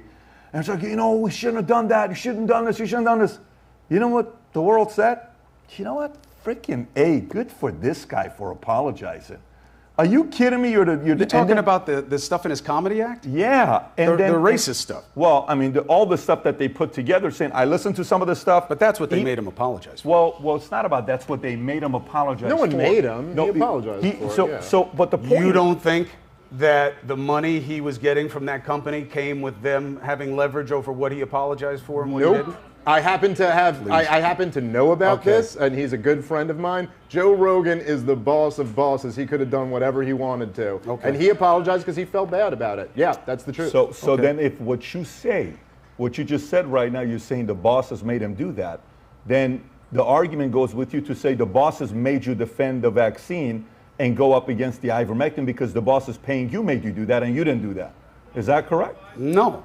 The bosses never made me. I wish I could give you guys the defense. If CNN made me do it, right like Tucker says about the war. But it's not right on the CNN side. There's no parallel. No, by the way, can I just say, what Tucker says about supporting the Iraq war is, I was wrong and I'm so sorry for doing that. Yeah. That's what he said. I know, but no, that's not what he says. He says Fox confused me and duped me into believing. I literally just had a conversation with the man face to face a couple weeks ago about this. And I'm literally, he said, "I'm so ashamed of it." And I know I'm so he definitely sorry says that. I that. supported He definitely the war. says so it. it's not. Definitely And by the way, he was the #1 guy in cable news till he left, and now he's one of the #1 guys on the internet. I totally get it. You can apologize. It's not about not apologizing. I apologize all the time. What I'm saying is the reason you're asking for it here is just as a simple gotcha. Trump is right. That if you apologize in this dynamic, well, let me ask this. That's all they want. Let me just ask this and save everybody time so we can go to the next 4 topics. Is there anything you regret when you did during that time? Yes. So here's what I would have done different. 1, I would have never been on TV, even though it's the thing I get thanked for most in 25 years of doing this. I would not have been on TV when I was sick. It extended the illness. I think it may have been why I wound up having these extended symptoms, because I didn't let myself beat the fever. I should have done that, okay? 2, I wish that I knew then what I know now about watching what was happening in the country with the 2nd, 3rd, and 4th iterations of the virus, because things changed. Now, I'll give myself a little bit of a defense in that I wasn't on TV for a year of this, but I was there when it started to change. We saw breakthrough infections, and what that meant was there was an opportunity for me to say, wait a minute, I thought there wasn't supposed to be any infections. And there was a messaging mistake that I didn't know better than to say, but now I do. What Rachel Maddow has that gotcha clip on her all the time where she says, you get this and you don't get COVID, you'll never get COVID. That was never true, but that is what we were told. And even the scientists who were working in Operation Warp Speed had confusion about this.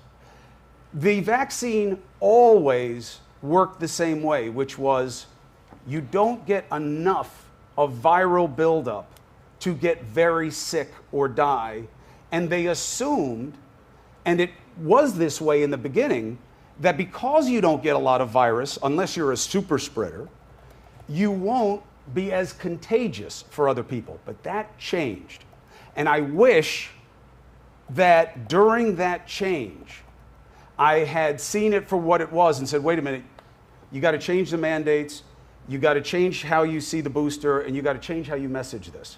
Because there was a lot of of drama and pain that happened in those later iterations and a lot of loss. Chris, anything to apologize for. Apologize. Anything to apologize for. So Chris, hang on, Chris, hang on. Let me just say, open-ended, anything to apologize for. Anything. I did not do anything on purpose that I thought was wrong.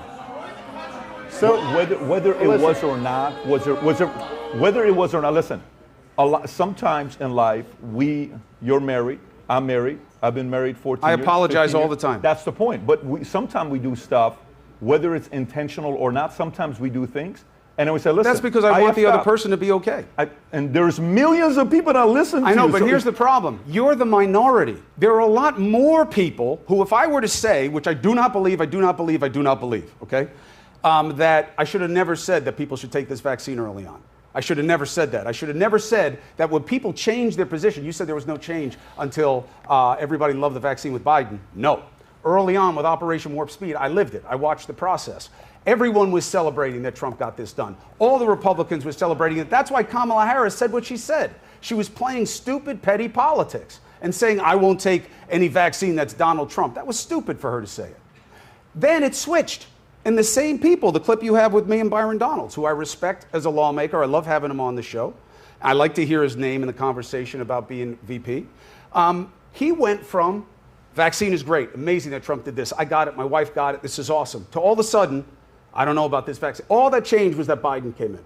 That's what I was attacking so vehemently. I make no apologies for that. If you're this hung up on the ivermectin thing, here's my problem with it.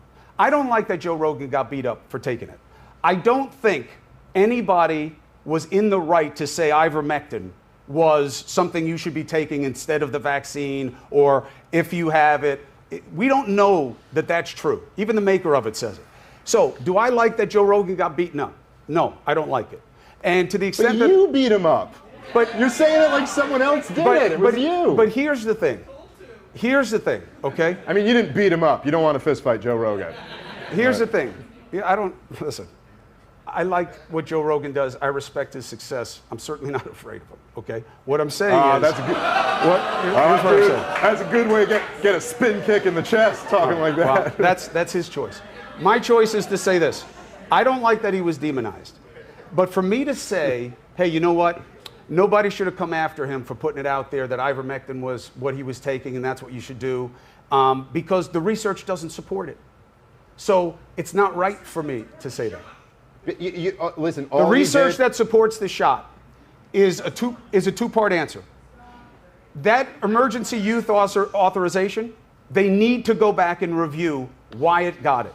And they're never going to do it right now, to a bit of what Pat was saying. Right now, here's what you have. Blame versus silence. You guys are the blame side. I want apologies. I want a reckoning. No, I want honestly, this. I want that. I don't take it that way. But this is why they won't talk about it.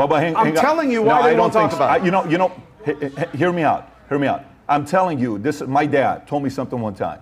He says, listen, be very careful when everybody says good things about you, because one thing in America is they'll turn you into hero overnight and they'll turn you into zero overnight. Yes. Then he said the following. He said, but this is the great thing about America. What America loves more than anything else is a redemption story. They want to see you make a comeback. They want to see you go from here you are, fall, they kick your ass, then you're like, I effed up. You know what? This is America. Most of us are Christians. Come back. We believe in forgiveness. And then you can make some kind of a comeback that may take a few months and a couple of years.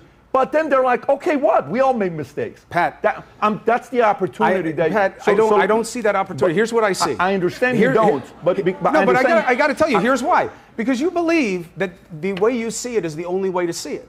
And that's not the way it is. No, but I disagree. No, I disagree. I disagree. And let me tell you why. Tell me. You said, out of everything we've been going for an hour and 25 minutes, out of everything that's been said for an hour and 25 minutes, you said, I'm so sorry. Fauci's going down. No, I am so sorry.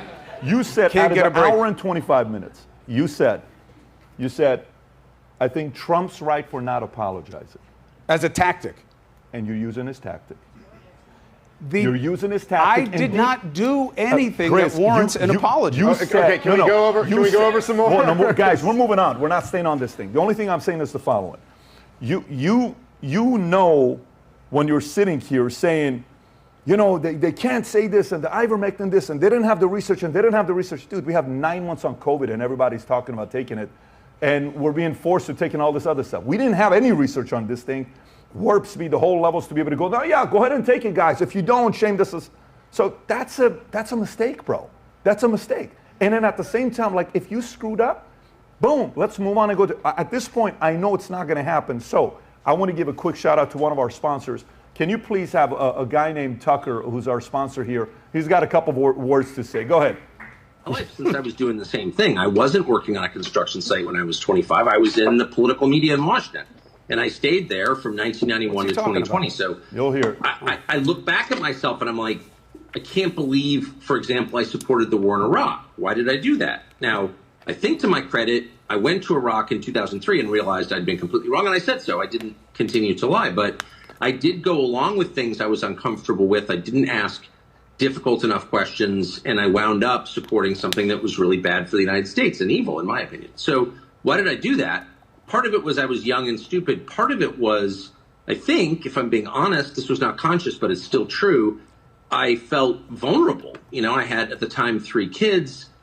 I've got a mortgage. Like, do you really want to pick a fight with everybody when you're 31 and you're just trying to like pay tuition and keep your shit together? Maybe you don't. And I think it's an age thing to a certain extent. Like at a certain age, whatever it is, if you're in the same business, and you feel like you've sort of done what you set out to do, you're like, I don't really need to impress anybody at this point. I'm not, you know, in debt. Speaking for myself, I'm not rich. I will never be rich. I'm pretty sure of that. But I'm not in hock to anybody. I don't owe anybody anything. And my kids are grown. So it's like, you know, why would I ever lie? I'm just in a different place. And so you... Okay. So, by the way, if you read into what he said, I played along because I didn't want to go up against everybody, right? Because I needed to make money, because I had to support my family, because I had to go. And this is a guy that his show flopped on MSNBC. They were not watching it. I think he was before Maddow, whatever the show, the timing was that they had to move on and come back and make a resurgence, and boom, goes and becomes number one, 3.3 million viewers on a nightly basis, does well for himself, makes his money, and now you know where he's at right now? You know what he's got? You know what he's got right now. Oh, let me tell you what he's got right now. He's got this thing. This the only thing in there that he kind of went like this a little bit too quickly. He's got this thing called FU money. Yeah. You know what I'm saying? I think he's had it a long time. And Joe has this thing also called the FU money. And it's funny that both of them had to kind of go through the process of that to have the FU money. And I think it's a great example for us to do that. Now I want to transition to other stories, but here's what I do want to do. If you're watching this, the way you get to vote for today's debate so far, because we got a bunch of other issues we got to talk about right now with Trump, convicted felon, migration, dual citizenship. I'm not done. We're just getting started right now. You get to vote by sending a Minnect to Dave Smith and to Chris Cuomo. If you can put their Minnect up, ask him any questions, anything you agreed with, disagreed with, papers, articles, whatever it is. This is the way to get connected with them. They're both on Minnect, and they actually get back to people very quickly. I actually think Chris is top 3 fastest to get back to people on Minnect, and I think out of everybody, he's got 100% 5-star except for one. And Dave Smith gets back to people quick as well. By the way, you gave me a 0, you bastard. All right, let's go to the next. We're not getting the apology tonight, folks. So afterwards, we'll get our part. That's all good. All right, let's go to the next thing. Unless if you want a last chance to apologize. If you don't, we can skip this thing. All right, let's go to the next story. He gave me the look that he doesn't want to do it. All right, Tucker. Trump. A convicted felon. Reaction to it yesterday. Let me just read some of the stuff. 34 counts. We know it. Up to 136 years he can go to jail. The $130,000 payment to the adult film actress Stormy Daniels, et cetera, et cetera. When you saw that, Dave, your reaction to it? Well, I mean, look, and I know this is like a disclaimer, but it is just the truth because just so you guys know where I'm coming from, I am not a Trump supporter. And a lot of my audience wishes I was. I've been a sharp critic of Donald Trump through his entire administration, not for the reasons that the corporate press is a critic of Donald Trump, for different reasons, but look, this is just so obvious. I mean, for anybody who's being honest with themselves, look at this. This is a maybe misdemeanor. that it's a glorified misdemeanor that they've turned into 34 felonies. It is totally appalling. This is a result of the justice system being weaponized, and they had this in New York where they know, I mean, getting a jury to convict Donald Trump in New York is pretty easy. People hate his guts there. And it's a major moment in the history of the United States of America. You know, one of the things that I hear a lot of Trump critics will say, which to me is the most, you ever hear the red pill, blue pill analogy? Like, in the Matrix, you either have the red pill or the blue pill. It's the most blue pilled thing I've ever heard, where they go, no president is above the law. You go, except all of them are. You know what I mean? Like, all previous presidents are above the law, and there's been major crimes committed by presidents throughout the entire history of the United States of America. I mean, obviously, people know that George W. Bush and Dick Cheney instituted torture. Barack Obama had American citizens drone bombed without charges pressed against them. I mean, there's all types of things that you could prosecute former presidents for, and there's all types of war crimes that you could prosecute Donald Trump for. But they don't go after him for that, because then their next guy would be open to being prosecuted for war crimes. So they're going after him for every little thing that they can get. It's look, the United States of America, our government has done some bad things in our past. We've lied the American people into wars many, many times, many times. World War I, Vietnam, Iraq. This is something different. We've never done this before. We've never weaponized the justice system against a former sitting president of the United States who, by the way, was framed for treason by his intelligence agencies while he was president. And now they're weaponizing the Justice Department against him while he is the overwhelming frontrunner to win the next election. It's a truly wild time to be alive. Chris. The reason they don't go after presidents is because of presidential immunity, which they're litigating right now. So the idea of you make war decisions and this and that sounds great, let's get them. It's not how the law works. It's never worked that way, that's why you haven't seen it. I agree with your analysis of this case. I've never liked it. I don't like that Bragg jumped the line because I think that he wound up ruining what was a legitimate legal look at what happened in Georgia, which now I don't know that it's going to happen because of that immunity argument, although I think it will lose. This was a misdemeanor that was trumped up to felonies. To call it 34 counts is laughable because the 34 counts are different checks that were signed to pay back Cohen. This district attorney has no problem knocking down significant felonies to misdemeanors. He did it 70% of the time. Now, the people of New York City can judge him, and if they like the policy, he made an argument why he was going to do that. But the same guy who does that then did this to Trump. He campaigned on going after Trump. And you don't make this case against anybody else. And the same thing goes for the Attorney General in New York. And yes, she went after my brother, so maybe I'm just saying it because she did that. I'm not, but have at it. You don't bring the case of 2 sets of books that you brought against Trump. Did he have 2 sets of books? Yes. Did he have Michael Cohen pay off these ladies and try to hide it? Yes, he did it. Should it have been prosecuted as a felony? Absolutely not. Does it embolden his case that everything that happens in America is corrupt? Yes, and I think that's a big tragedy. So what does this mean to him? My analysis of it is this. The only way it hurts him is if in specific states, people who are called persuadables right now, which is really not fair because what they really are is, in my interviews with these populations, I don't know which one of these is more frightening to me. So I don't know yet. That's not really a persuadable. A real persuadable is, I like what Dave is saying, but not 100%. If Cuomo could help me a little bit more on these issues, I may go for him. That's a persuadable. This is just people who are just so disgusted. They don't know which way to go. This may move the needle in states with that population in a way that could hurt Trump. But I think he's going to raise a lot of money off it. He already has.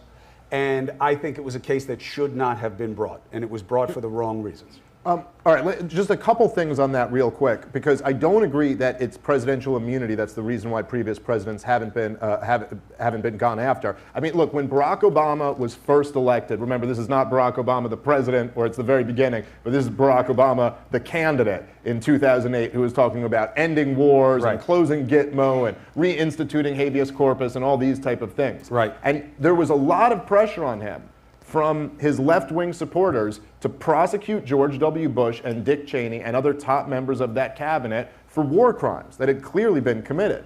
And Barack Obama gave a speech about it. And he said, in it, he conceded, he goes, yes, we tortured some folks. That's good. He just said it. And he goes, but now is the time to look forward, not backward. Which is a weird thing about prosecuting crime.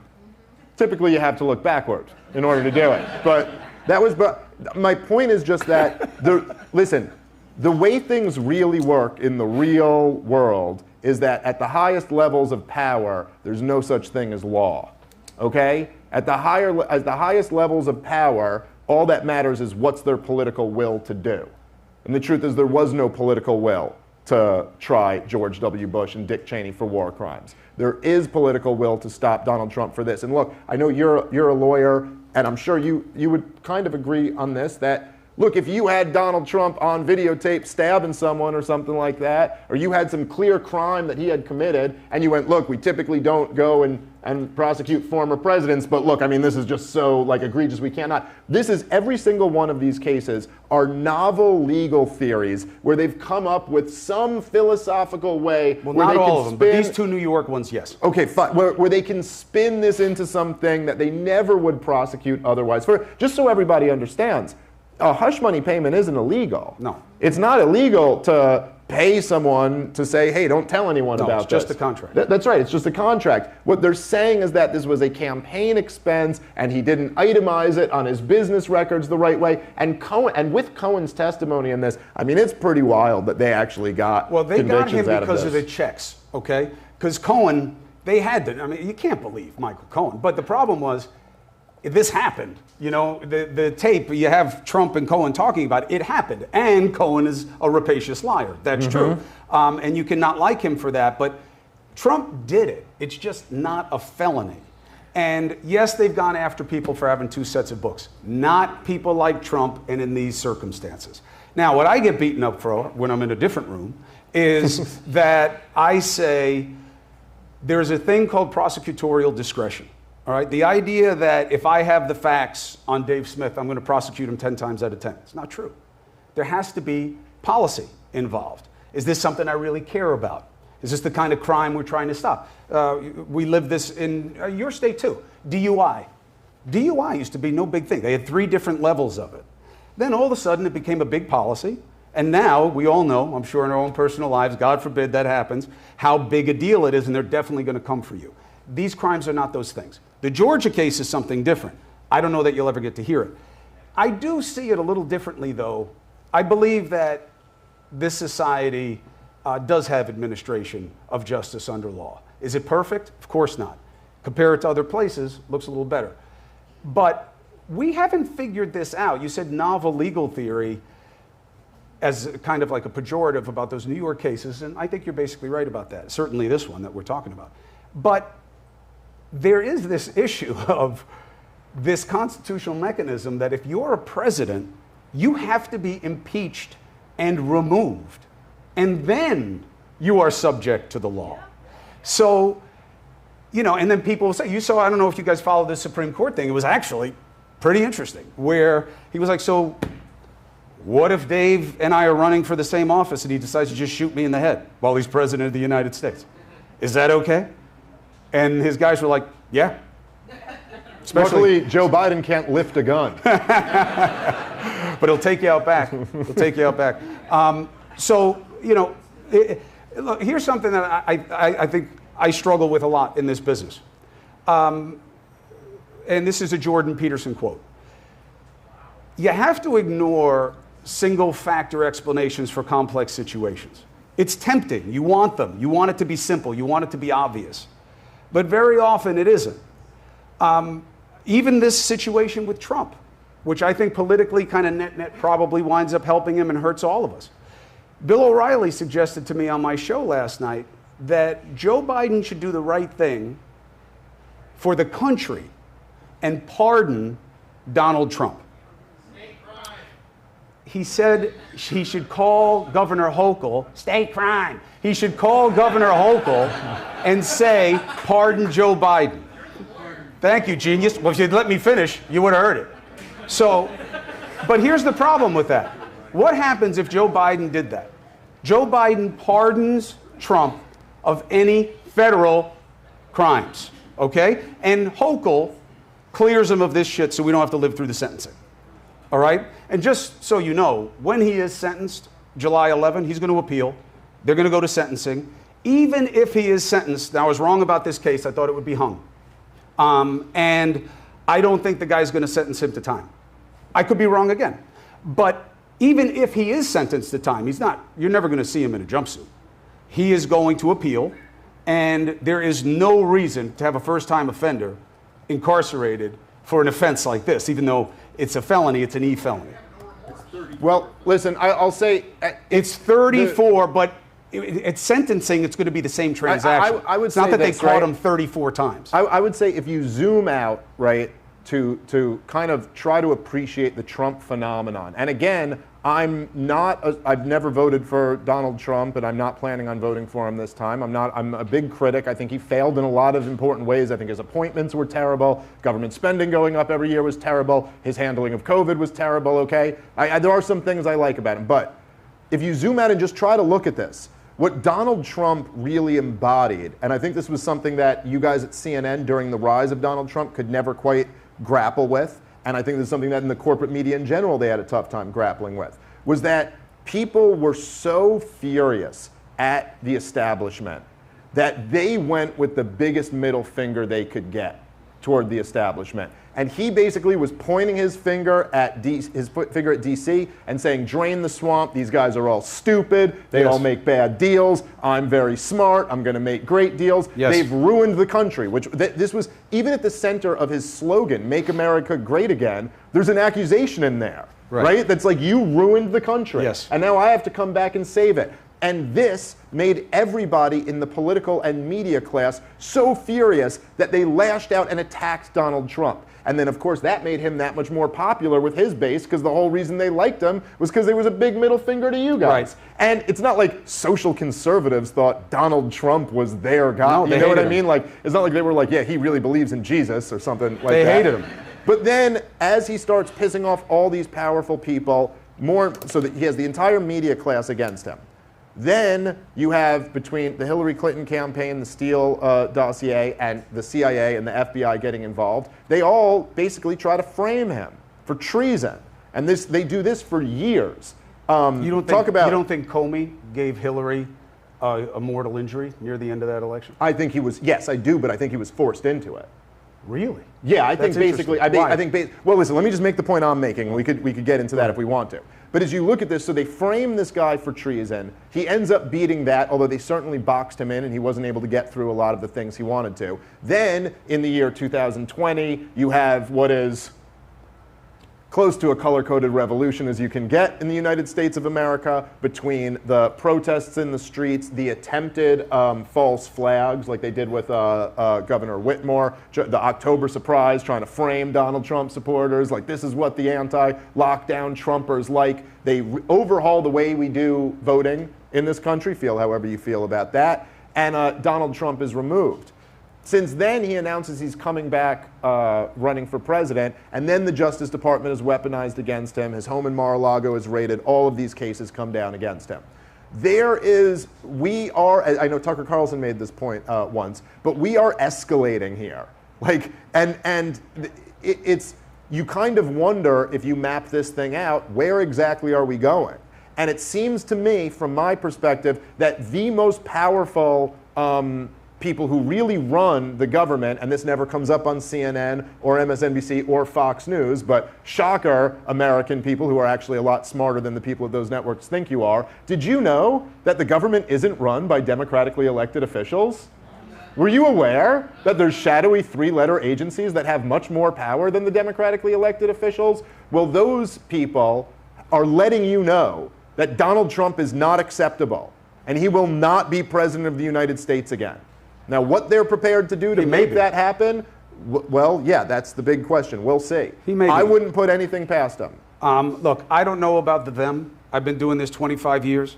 I'm still trying to get my head around the idea that the FBI is a bunch of lefties.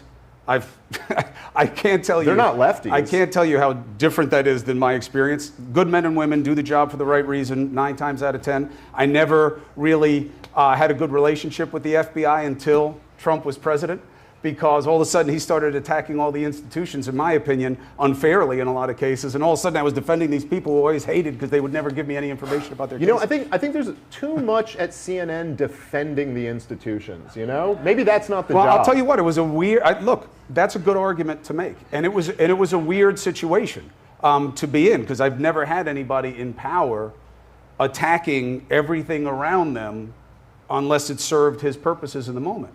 And it was definitely very odd, even though I had a very strong indication going to those rallies that we were missing the value of his celebrity and how important it was for people to have an agent for their animus. And I thought he was going to win, and I was right. I thought he was going to lose. That was pretty easy. I mean, the election wound up being very close, but he was in bad shape, and people wanted him out. So that wasn't. I think this time he's got a very good chance to win. I don't know about deep state. Trump's got a very good chance to win. Of course he does. If there was a fair election held today, I think there's no question Trump would win. I'll tell you what, though. I don't know, because it's going to be very close. And unfortunately, the election comes down to about 30 counties in the United States. And there's only one reason for that. And it's something that you probably believe more than I do.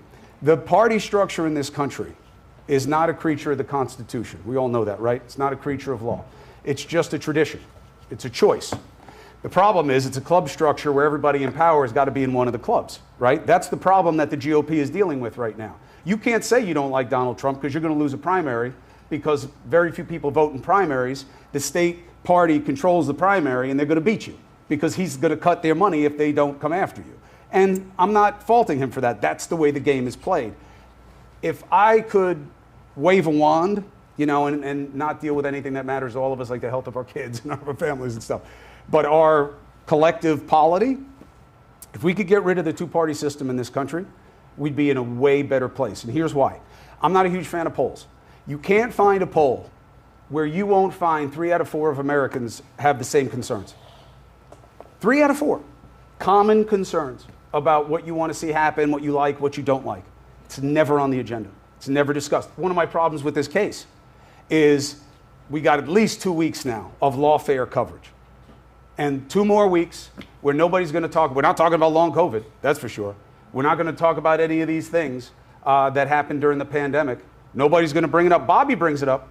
When Bobby comes up, when RFK Jr. comes on the show, he says he would be in favor of enlisting a pandemic review. I have not gotten a response from the Trump or the Biden campaigns about it. And I don't blame them. If I were them, I would want to move on also. But if you could get rid of the two-party system in this country, I'm telling you, you'd be in a much better place. Okay, so let me give you a couple dates here. So the date that they put it for the judge is when? July 11th. July 11th. Okay, the debate is June 27th. Yeah, the RNC is, I believe, 4 July days after 15th, that. Yeah. Right? How much do you think it's intentional for them to put the hearing 4 days before to make it unpredictable that maybe, just maybe, they're watching right now? Democrats would only do this assuming this is going to hurt Trump, right? Right. But reports just came out, Rob, if you can pull up the reports from CBS. In the month of April, he raised $50 million, right, compared to $25 million Biden. Just in the first 14, 15 hours of what they announced, he's raised $53 million. Yeah. I'm not surprised. You guys hear that? $53 million he's raised in less than 24 hours, okay? And this could end up being a $200, $300, $400 million next 4 weeks. Well, with this trial, they've undone all of the re-examination of Trump of the last, let's say, year. People have been watching what's going on and figuring out what's going on, watching how he's behaved. I believe all of that was undone with this, because his numbers have been struggling. You know, anybody should be killing Biden, okay? The guy's got 1 day a week. He's got Wednesdays. No, but I'm saying just the idea of him should be enough. But all of that review that had kind of mitigated his strength in this country has been erased by this. I'm not surprised he's raising the money. You can get ready to boo in 3, 2. I don't believe they timed it out to make people think he's not going to show up at the convention. You don't think they timed it out? I don't. I mean, this is a very typical calendar. Okay. I mean, it's a position to take. They could have done it. Well, that's true. Nothing about the case is typical. That's true. I just try very hard to take things on their face with these things. And very often the truth is more than enough. What's going to be obvious is going to be more than enough. If they sentence him, it's just such a bad policy move. Now, I know that when I look at my phone, it will light up. Though luckily, most people in the center and left haven't hooked on to Patrick yet, but they will. They will. Because if you want to hear voices and selection, very few people deliver the way he does for valuetainment. So they'll start. So the clips will come out, and then the left will attack me for suggesting that there was something, that this was different because no one's above the law. And he did it, and he finally get what he deserves, and blah, blah, blah. Because I've been getting beaten up for weeks during this trial, which, by the way, is okay. You're a smart guy, and I'm not condescending to you. I like what you do, and I like where you're coming from. It's kind of weird being a libertarian in our system. You don't really have a home, but it does kind of give you an out whenever you want because you don't have to be part of the other two. But, for me... Yeah, I get to just be right about everything. Yeah, that's true. It's true. There's a convenience in never having to own any of the conversations. But what I'm saying is... No, I mean, listen, Chris, I own my track record. I do a show 3 days a week. I've been doing it. I don't know how many of you guys listen to it, but I've been doing it through... I have a track record just alongside yours. I'll put my track record up there, and I'm very proud of it. So I do have to own something. I was out there in real time being against the lockdowns, being against the stupid mandates like outdoor mask mandate. It was so, listen, this stuff wasn't that, I mean, I don't mean to bring the conversation back to COVID. Why do you think they did it? But well, listen, hold on. But listen, forget even why they did it, okay? Because I have my theories on that, but I don't know for sure. I don't know what's in people's hearts and minds. What I do know is that saying something like, I'm vaccinated and I need to force you to get vaccinated so that you protect me was so profoundly stupid that the second someone said that, I was like, now that doesn't make any sense. And I'll tell you what, you can look this up for yourselves. There have been multiple studies that show, first of all, just some basic things, right? Hospitalizations, 9 out of 10, once the vaccine came out, were unvaccinated people. That should matter, okay? Now, as you went through the iterations of the variants, should they have changed? Yes, yes, yes, but it'll never happen. You'll never hear that where things stand today, because if there's no review, it'll never happen. But the idea of why you were supposed to take the vaccine was very basic. And what did we see as a result? Now, they'll throw numbers about how many people died because they didn't take the vaccine. I don't know about those numbers. Mortality is a very tricky thing to pin down. You died with it, you died from it, I don't know. But here's something that really bothers me. Matching counties, right? Because, kind of matching where people are, you're going to have some kind of general sense of lifestyle, okay?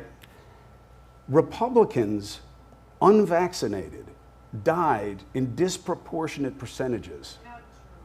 Listen, I don't want it to be true. The data is what the data is. And there are 5 different studies on this. Now, die, again, is a tricky thing because, well, is there over-indexed for obesity, heart disease? But they were taking them from the same areas.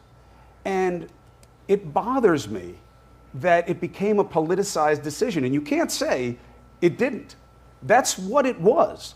All of these things became politicized. That's what pissed me off. I didn't go after Byron Donald because I wouldn't go after him anyway. I like having him on the show. I think he's a future of the GOP. I think he's a good guy. I think you guys should take a serious look at him in your state. But you just switched because it was a different president. That's all that switched. The whole dynamic switched. That was my beef about that. With the later variants, we really had mistakes made in my opinion. Now, a lot of them will disagree with me and say that's not true. You don't know what you're talking about. You're not a scientist. It still did what it was supposed to do, and the boosters made up the lag. I don't know that that's true. and they are doing very little to find out what the vaccine is doing in people, and they're doing very little to find out what the virus is doing in people. Well, and all the research that's coming out is saying those are our two biggest issues health-wise that we're dealing with. Well, Chris, I really hope you read the book that I just gave you, man, because it destroys all of these arguments. Look, the truth is that, and the evidence is overwhelming at this point, okay? Like, you can go through this. It is just pure science, pure facts and charts. All of the lockdowns, you can't find any trend if you look at the lockdown states versus the not lockdown states, or the lockdown countries versus the not lockdown countries, the counties where there was mass compliance versus the counties where there wasn't mass compliance, the counties where there was more vaccine passports versus where you can't find any trend in any of it. The truth is that the virus did what the virus was going to do, and none of these government policies did a thing to slow it down. But you don't think that hospitalizations went down because of the vaccine? Listen, read the book, man. I'm telling you. No, it's not a conclusive point. But what these policies did do is they destroyed the lives of tens of millions of people. And by the way, Chris, this is why there's so much anger about this stuff, okay? This is why people are so furious and why people do kind of want to see somebody, because listen, I give you a lot of credit for doing this. Like, I really am grateful to you for being on this stage with me here. The thing about it is like, I think from my perspective, and I really do think I speak for millions of Americans when I say this, this is all we get. You. Like, there's no one else. Fauci's never going to do a debate like this. None of the other top establishment scientists will go. Well, hold on. Let me just finish my point. Yeah, because they're cowards and they're wrong. None of them will go on Joe Rogan's podcast, right? What did he end up? You remember the pot that was offered for that doctor who was like, everyone chipped in? I think you chipped in for it. Yeah, like everyone's he would raise millions of dollars. They won't debate RFK. They won't do any of this, and so it's like, look. I think a lot of people are angry about this stuff. Now, back to the point you were making here, okay? When we're talking about specifically the vaccine passports, okay? This was during the Omicron wave. Right. We're talking late 2021. Right. There has been, at this point, you had almost 2 years of COVID hysteria, with the establishment being wrong about every single prescription along the way. And meanwhile, there's also mass censorship of any of the experts who come out against it. I mean, the Great Barrington Declaration, that happened in the fall of 2020.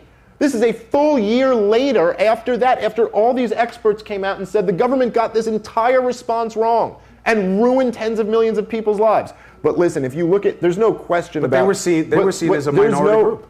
Yeah, but they were a group of experts. I mean, I don't know. Yeah, the ones who I'm just tell saying, the truth. that was shot down. If you look at what Omicron did, okay, this was after mass vaccination, okay?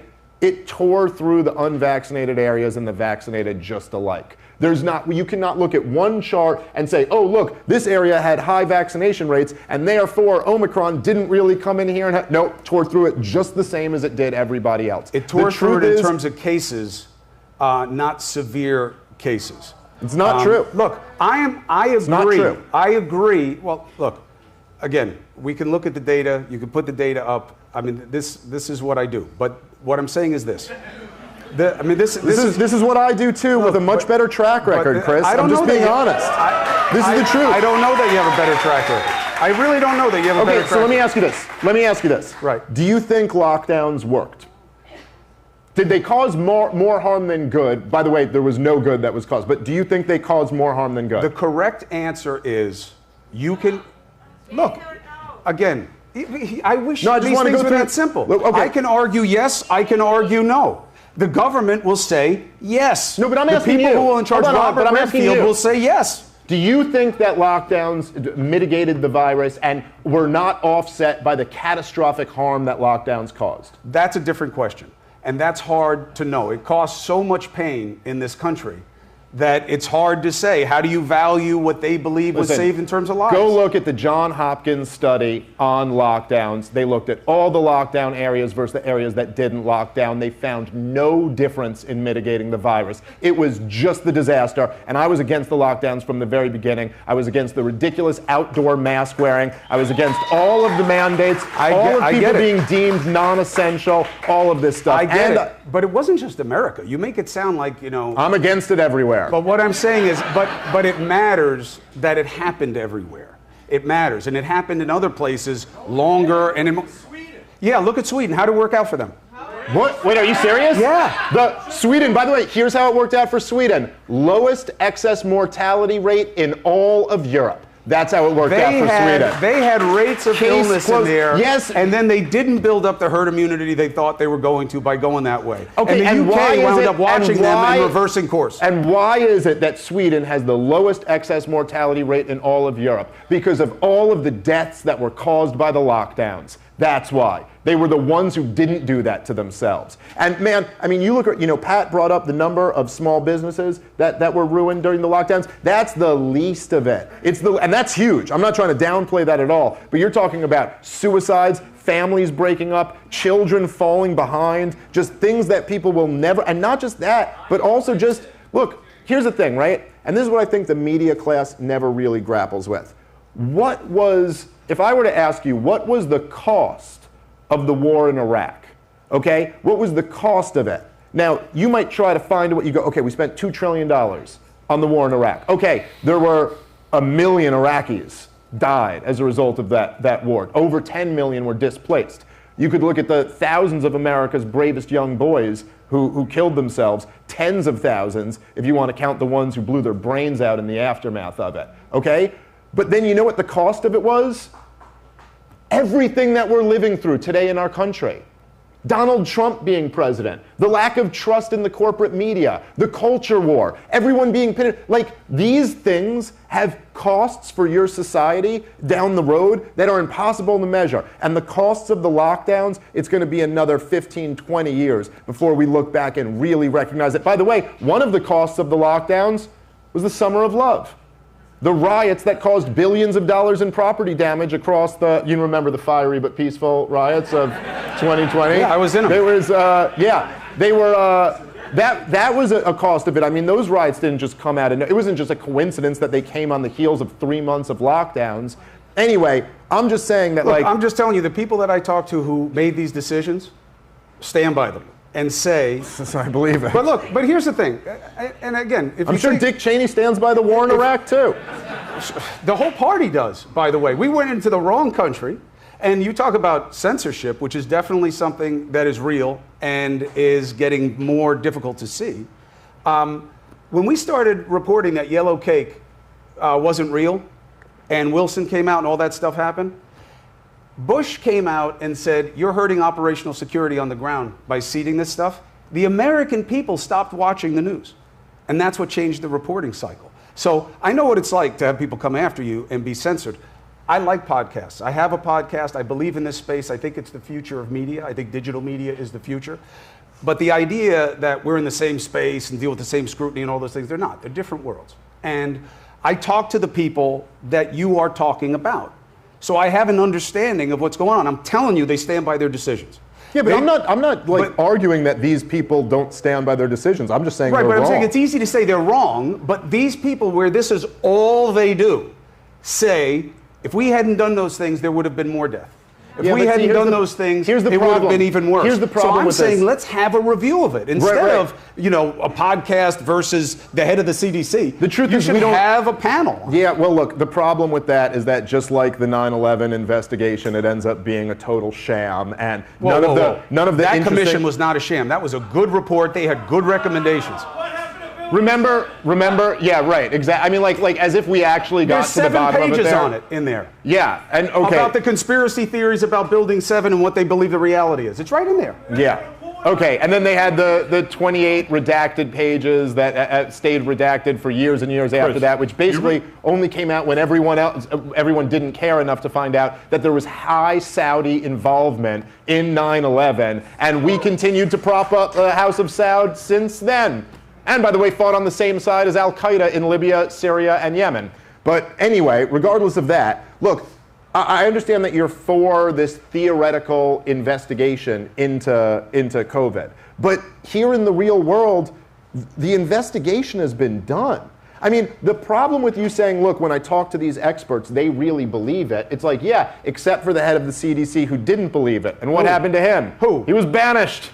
Never to come back again, right? All of these people. Robert Redfield, I just talked to about all of this. On your show now. He does not agree with about 100% of what you're saying. About lockdowns, about masks, about the vaccine, about ivermectin, about long COVID, about all of these things. He does not agree with you. Well, let him come sit wrong. next to me and I'll tear him to shreds. I mean, what is he going to say? That ivermectin is horse dewormer? Is that the argument he's going to go with? No, he's going to say it doesn't work in the research for treating COVID. Okay, but that it may not hurt really you, but be very careful. Don't give people suggestions like that. That's what he'll say. Okay. I mean, I wasn't really giving people suggestions on it. I'm just saying it's people medicine. You know, but what I'm saying is, when you weaponize something like they don't want you to like this is bad, it obviously encourages it because ivermectin wound up having a rush on it. And there's no other explanation for it than that. What I'm saying, and it's not just a theoretical review, it would be a review. And you can have your feelings about what building mysteriously fell, which is point of some conspiracy. I'm saying it was the best chance to get to a better place. And my question about this is, you say there are millions of people. Why do you think that the right fringe of the GOP never discusses these issues? The most aggressive, out there, what they will talk about, Pizzagate, whatever it is, they won't talk about this. About what specifically? This conversation. Well, I mean, if I'm being honest, I think the reason why there's not a lot of political will from the Republicans to really talk about this even the right is because, but even then, because there's partisan issues here. The Republicans totally failed the country too on this issue. And, you know, DeSantis here in Florida, I think maybe if you guys are in Florida, you might have the idea that that was like the typical Republican gubernatorial response, but it wasn't. He was the outlier for walking back lockdowns and saying he'll never do mandates again. It was Noem, DeSantis, and Abbott then after DeSantis walked them back. But the rest of the country full of Republican governors were basically as bad as the Democrats. Listen, the reason they won't talk about it, okay, is because, you know, you say millions and millions. The numbers aren't even close. The reason this doesn't show up in an issue preference thing, like what are you going to vote on? This is nowhere in the top dozen, okay? So that's one reason that they won't talk about it, is why would I talk about what people say they're not going to vote on, okay? The second reason is they don't agree with you, okay? Even the guy who's running the panel in the House right now, who's a doctor, and a Republican and a Trump supporter, okay? He does not agree with your assessments. I'm not a Trump supporter or a Republican, but what I'm so saying is, for putting aside that maybe you should be a little open, that maybe some of these people know things that you don't, and you would want to see that tested on a panel of their peers. Okay, so I don't know why we wouldn't all want that. Chris, listen, it's a totally reasonable thing for you to look at me and say, listen, there are doctors who are saying this. Why don't you be open to they might know some things that you don't? Okay, fair enough. But, you know, I got to say, again, for years, you were the #1 show on CNN and you never had this energy. You were certain that the unvaccinated were the scourge of America. You were certain, as you told Congressman Donalds, that he was a dummy for not getting vaccinated, even though he had already had COVID. You did not, when you hosted your show on CNN, have the attitude that, like, hey, everybody should stop acting like they have so much certainty. We should all kind of like listen to the other side. So it's kind of rich hearing it come from you now. Because you're not giving me the benefit of the change. In the beginning, the first 2 variants of this virus was a very different proposition than later. Your apology, Christians. I definitely apologize, submit myself, prostrate myself before you for your redemption, that I wish that I had the foresight to be caught up in that mix as we saw that it was changing and not push harder on them not responding to the change. I think it would have really helped. And I'm not saying I would have had that much influence, but I'm saying it would have definitely mattered to the cohesiveness of this country. If after Omicron, let's say, okay, so you're summer of 21, going into 22, mandates are in place, people are starting to buck back in different areas, and you're having spiking things, and they're revising about super spreading and all this other stuff. If at that time there had been a revision of removing the mandates, realizing that the boosters are a maybe, and there would have been a relaxation of it. Now, I'm sure that I'm going to get beat up for this, and they're going to say, wow, you're crazy. If we had done that then, the number, all right, maybe. I'm just saying that in terms of how people felt, and politics is a big part of that. I think, and to the little man that you have on your bucket there, When they made Tony Fauci and Birx the spokespeople for the U.S. government, Tony, I'm sure, will second this. I said to him, this is a mistake. You guys elect people, to Dave's point, I don't share the mystery 3-level agencies, deep state stuff, but you elect... CIA has no power. It's not that they don't have power, it's just I don't believe it to the depth that you do. What I'm saying is, though, the President of the United States should have been talking to you every day. And he should have been owning the changes in messaging. Trump and Biden, both of them leaned on Fauci. Scientists do not exist in a political space. You don't think Fauci does? I'll tell you why. Look, Tony Fauci's problem with gain of function is so typical science versus politics.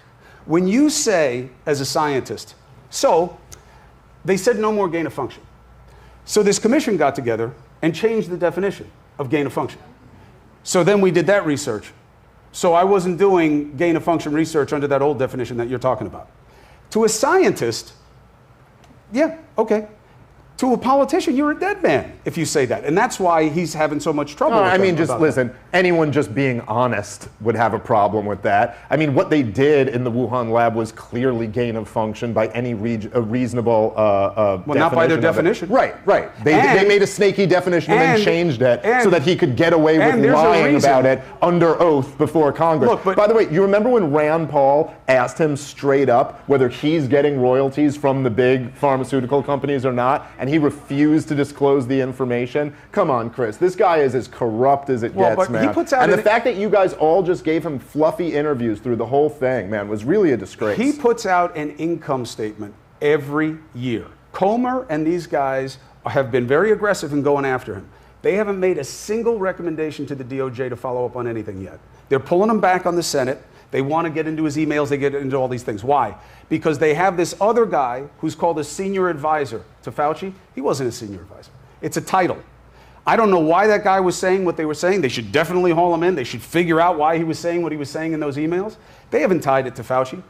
And if they do, then they do. But it is a little curious that as enthusiastic as we are these days about prosecuting our political opponents, they haven't even made a reference to the DOJ about him. Can I ask you a question? I'm telling you, it's noise. A very different question. Why do you think 2020, Trump only got 9% of the African-American vote, and Democrats have owned the black vote for decades, since 64. Why do you think it's 22% now to Trump? I think that there's several reasons, okay? Now, do I know whether or not that's going to translate to the polls on Election Day? Yeah. I do not know. Do I think he's going to get 22% of the black vote? I want to be careful. No, I don't. But minority vote is a different thing. The Latino community is the most robust growth and voting bloc in this country. Asian Americans writ large, right? Not just Chinese, Japanese, but that entire region, Southeast Asia included, East Asia included, is also very robust. He gets a lot of those voters also. Why? Disgust is in high demand. People are disgusted. I sit in many rooms like this with people who agree with you guys about nothing, but they match your anger. They are very, very angry. I sit and meet and talk to minority people who feel betrayed. They're driven nuts by the migrant situation because so much of the emergency services that get sucked up by that population are in their communities. The change in policing that was supposed to be for them on the left flank has made them more endangered in their communities. The economic recovery, while everybody likes to brag about how good it's been for minorities, they don't feel it. Now, it's not fair to put them all in one block. There are plenty of rich minorities, yes, but socioeconomically, you have a disproportionate distribution, right? As you go down the socioeconomic ladder, relatively, you start having more and more minorities, right? You have more poor white people in the country than poor black people, but by percentage, it's different. That's why they're reconsidering it. That we are in a time of change, and Joe Biden is not getting it done for the Democrats. He is not making their message. He does not seem like, the joke will be, we may not even make it. But he is failing to connect with their base, and they will move. People will move. It can take time, But we are at a low point in our party politics. We have never had two unanimously bad choices for president before in our history. Yeah, 2016 was pretty rough. But can you play this clip, Rob? And the reason why I'm asking this question, Hillary Clinton, is, for all her negatives, no one thought she was going to like drop dead. I mean, I know they played. Yes, with the I get your point. No, listen, it's a fair point. Do you think black people trust Fauci? It depends on who they listen to. Can you play this clip, Rob? You know, it depends on what you take I want in. to show you two clips. Go play this clip. Go ahead. How you guys doing with vaccine? I haven't gotten it yet. I'm waiting for them to be able to. Oh, you should get it first. Okay, that way you won't give it to them. Oh, I thought I would give it to them if I get it. No, not at all. In fact, we got to get you vaccinated so that if you were to get infected, you could pass it on to them. So you're actually protecting your family by getting it vaccinated. Well, I heard that it doesn't cure it, and it doesn't. That's true. Stop you from getting it. No. So on the very, very, very rare chance that you do get it, even if you're vaccinated, you don't even feel sick. It's like you don't even know you got infected. It's very, very good at protecting you. Just the Anacostia, so get up there. Okay. All right, see you later. Thank you. Have a good day. The people in America are not settled with the information that's been given to us right now. So I'm not going to be lining up taking a shot or a vaccination for something that wasn't clear in the first place. And then you all create a shot in miraculous time. It takes years to create vaccination. Well, it used to take years. Okay, it used to. You know how many years were invested in this approach? About 20 years of science to get us to be able to do it. 20 years is not enough.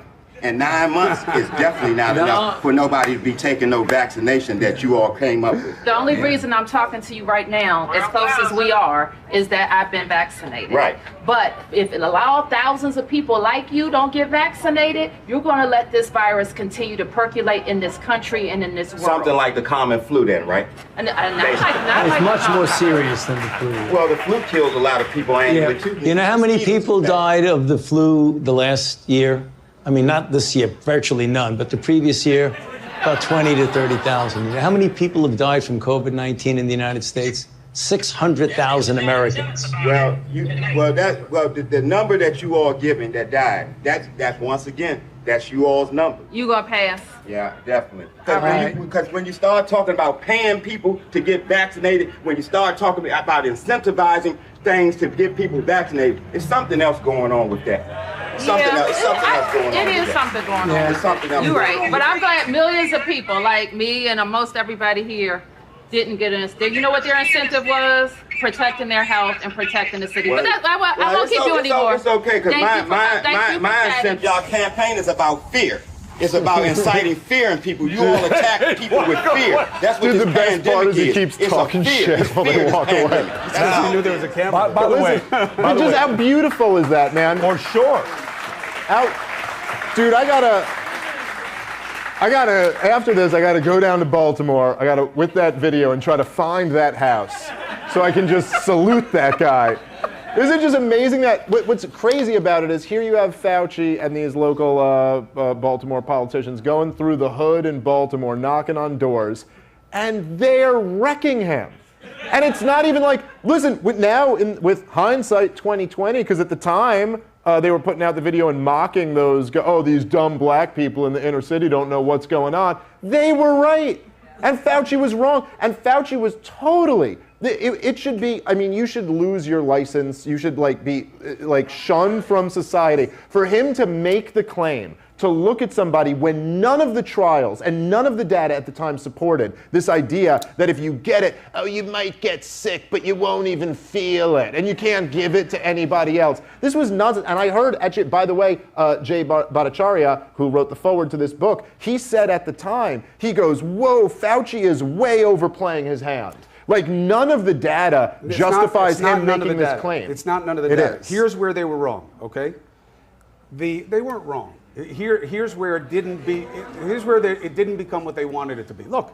No, they were wrong. Here's where I know many people who got the vaccine and got COVID and were very sick and gave it to other people. With the later variants. So do I. I know people too. You'd be surprised. By the way, these are, just to be clear here, just in case, because all this time gets muddled together, okay? Yeah. These are the later variants. The vaccine was not available for the first variant, okay? The vaccine was not available. Like, these are all the later variants are what we're talking about here. No, that's not true. You had it for the second and third, and then it really dropped off. The first, look, again, the idea that you guys enjoy the owning, I think, is part of the problem, okay? I know there's something satisfying about it, and it works great for media and for clips and to get you enragement. But it doesn't move the ball. Chris, man, dude, you're telling me we could play that video of the way you and all your colleagues demonized the unvaccinated? Were they not trying to own us?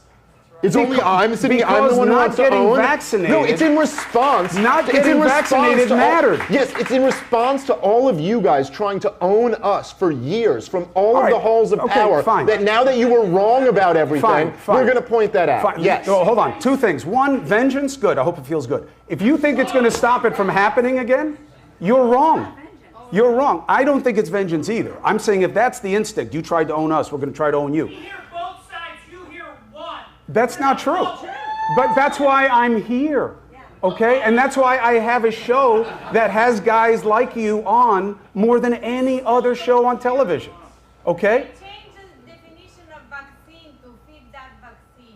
It is true. They changed the definition of vaccine not for this vaccine. They changed it when they started doing RNA. This is technically not a vaccine because it doesn't make you immune. Now, here's what they got wrong. They do the testing in record time, right, which nobody was upset with when Trump was president, but it gets done. Lots of people They were quiet. 95% they say efficacy. What did that mean? 95% was severe illness, symptoms that you could recognize that may hospitalize you. That's what they didn't have, not sick. They then took that and made it into a cell of, so if you take the vaccine, does that mean like polio, you don't get it? No. That means that even if you get it, you won't be that sick. And then here's the mistake they made. Because you don't have that much virus in you and you're not that sick, you probably won't pass it on to somebody else. And that was a big part of the cell that became less and less true over time. And the messaging didn't stand. Okay, you would call that a therapeutic. But by the way, at best. As somebody who was, you know, and I agree with what you're saying, we were in different positions. You were the #1 show at CNN. I was doing a podcast on the internet. But as somebody who was not in that bubble that you were in, and was talking to experts who were outside of the establishment, the idea that there were going to be variants of this virus and that the vaccine would do a worse and worse job with all of the variants was the easiest thing to predict. That's not true. And experts did predict this. That's not, no, I'm not saying it didn't happen. I'm saying that the people they were using to do the measurements did not see it. And then, no, the people you were talking to didn't. The people I was talking to did see it. So you were talking to people at the NIH and the CDC who was doing No, that's the whole point. I wasn't. So I was talking, but listen, there were plenty of experts outside. See, this is the problem here, Chris, is that you, which is the exact opposite of what the journalist's job is to do, is that you hold up here the government officials as if they're the real experts and nobody else is an expert. That's not true. I just gave you a book that was written by Tom Woods, has a degree from Harvard and Columbia, and the foreword by Dr. Badia. He is a professor at Stanford. Okay. These are legit experts, okay? They didn't work for the CDC or the NIH, but the job of a journalist is to always start from a place of skepticism toward those in government. There's no question about it. And when we went down and it started to change, I wish that I had been more aggressive about that, and I wasn't, because I didn't see it. Now, I've had a lot of time to read into this, especially because of my own sickness. And I see things that most people still don't know and haven't been reported on. I'm one of the only people who reports on long COVID. I'm sorry you were an asshole. Not bad. Not bad. My point is this. My point is this. I don't need to have these conversations. They don't particularly rate well. I get a lot of criticism from people in power. I get Good. That should be a badge of honor, man. You're a newsman, right? It depends on the look. You don't know me, okay? The idea that I am conflict averse is silly. The idea that I don't test power is silly. What I'm talking about here is you are pretending, because you can. You have the luxury of not worrying about what happens when you say what you say. I work for a place that will get a phone call from someone that they care about, okay?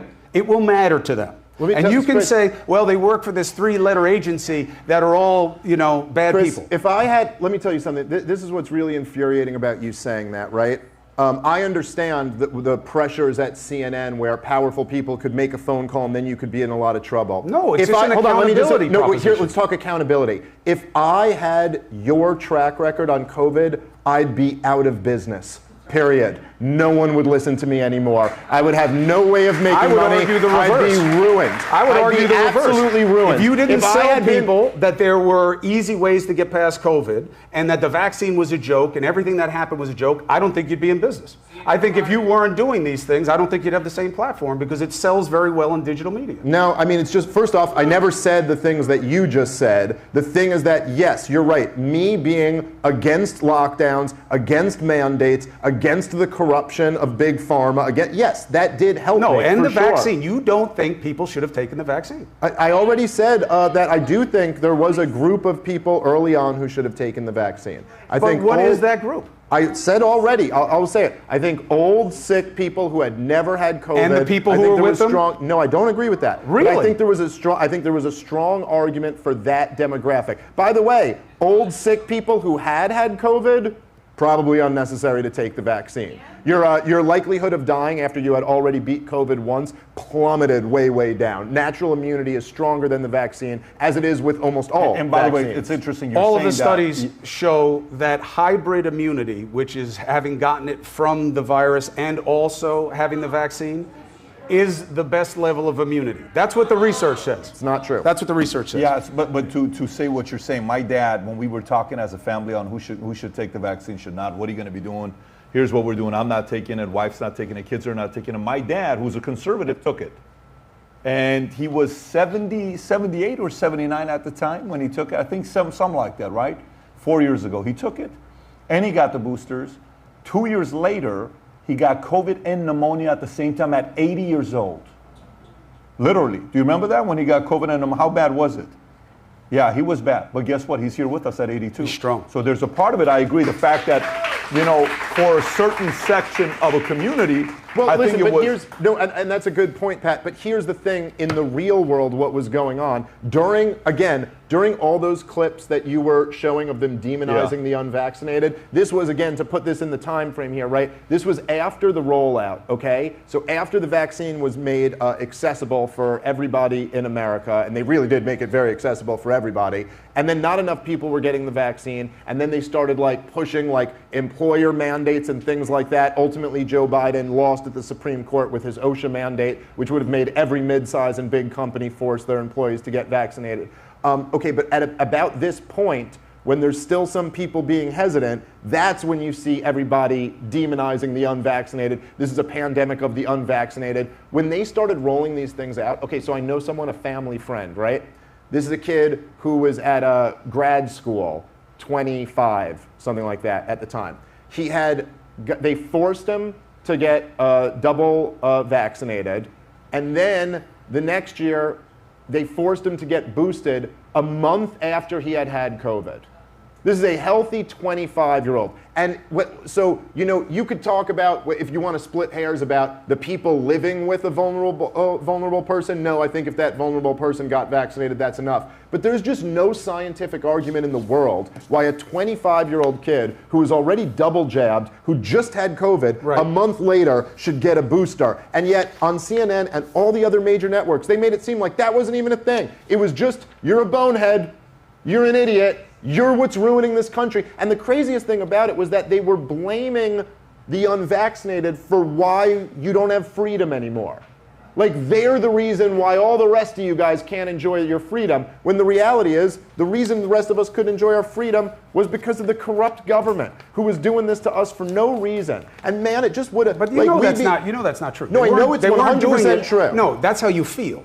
No, that's what you what I know is believe that they is true. did have a basis for why they were doing it. They believed that the numbers weren't coming down fast enough. They believed that if they didn't get a certain vaccination rate, that it would stay that way and continue to kill people that they didn't want to die. So they pushed it. Now you can say I disagree with their findings. That's even more reason to have it all reviewed. I'm sorry, Dave. I don't mean it to be condescending or insulting. I don't mean it that way. But you can't really have the confidence that you know all the answers and there's no reason for anybody to tell you any different. I don't agree with that. I mean, listen, there are better answers out there that we aren't getting, and COVID is still making people sick. There's a variant flying through Asia right now that's more contagious than they thought it was going to be. It's going to wind up coming back here. I'm not saying there's going to be anything like what we lived through already. There's no will for it, and no politician is going to put themselves into a position where no one's going to comply. But people are going to get sick in your life, okay? And not from COVID. I'm saying from what happened to them a year ago, 2 years ago. Maybe it's the vaccine. Maybe, well, not maybe, definitely from the virus, maybe from the vaccine. They're going to get sick. We are not working on therapeutics at the rate. They are not putting the money into research. They are not, there are databases, but they are not on it the way you would think they'd be on it. And a big reason is because of this divide. They don't want to engage with a population that they believe is just antagonistic. So much so that even though, and look, all due respect, I don't care who you vote for, the anti-vax Trump supporter correlation is very strong, okay? But his people don't have this conversation with you. You don't have anyone, even Marjorie Taylor Greene is not saying, and yeah, let's not forget about that vaccine. Let's start talking about that now. None of them. And that's what matters to me. You want to blame me? Fine. Good. Good for you. What I'm saying is, what matters to me is that the things that need to be done are not going to happen. If Trump wins, I don't think it happens. If Biden wins, I don't think it happens. And that's why I think there has to be public will for this. So you can be angry.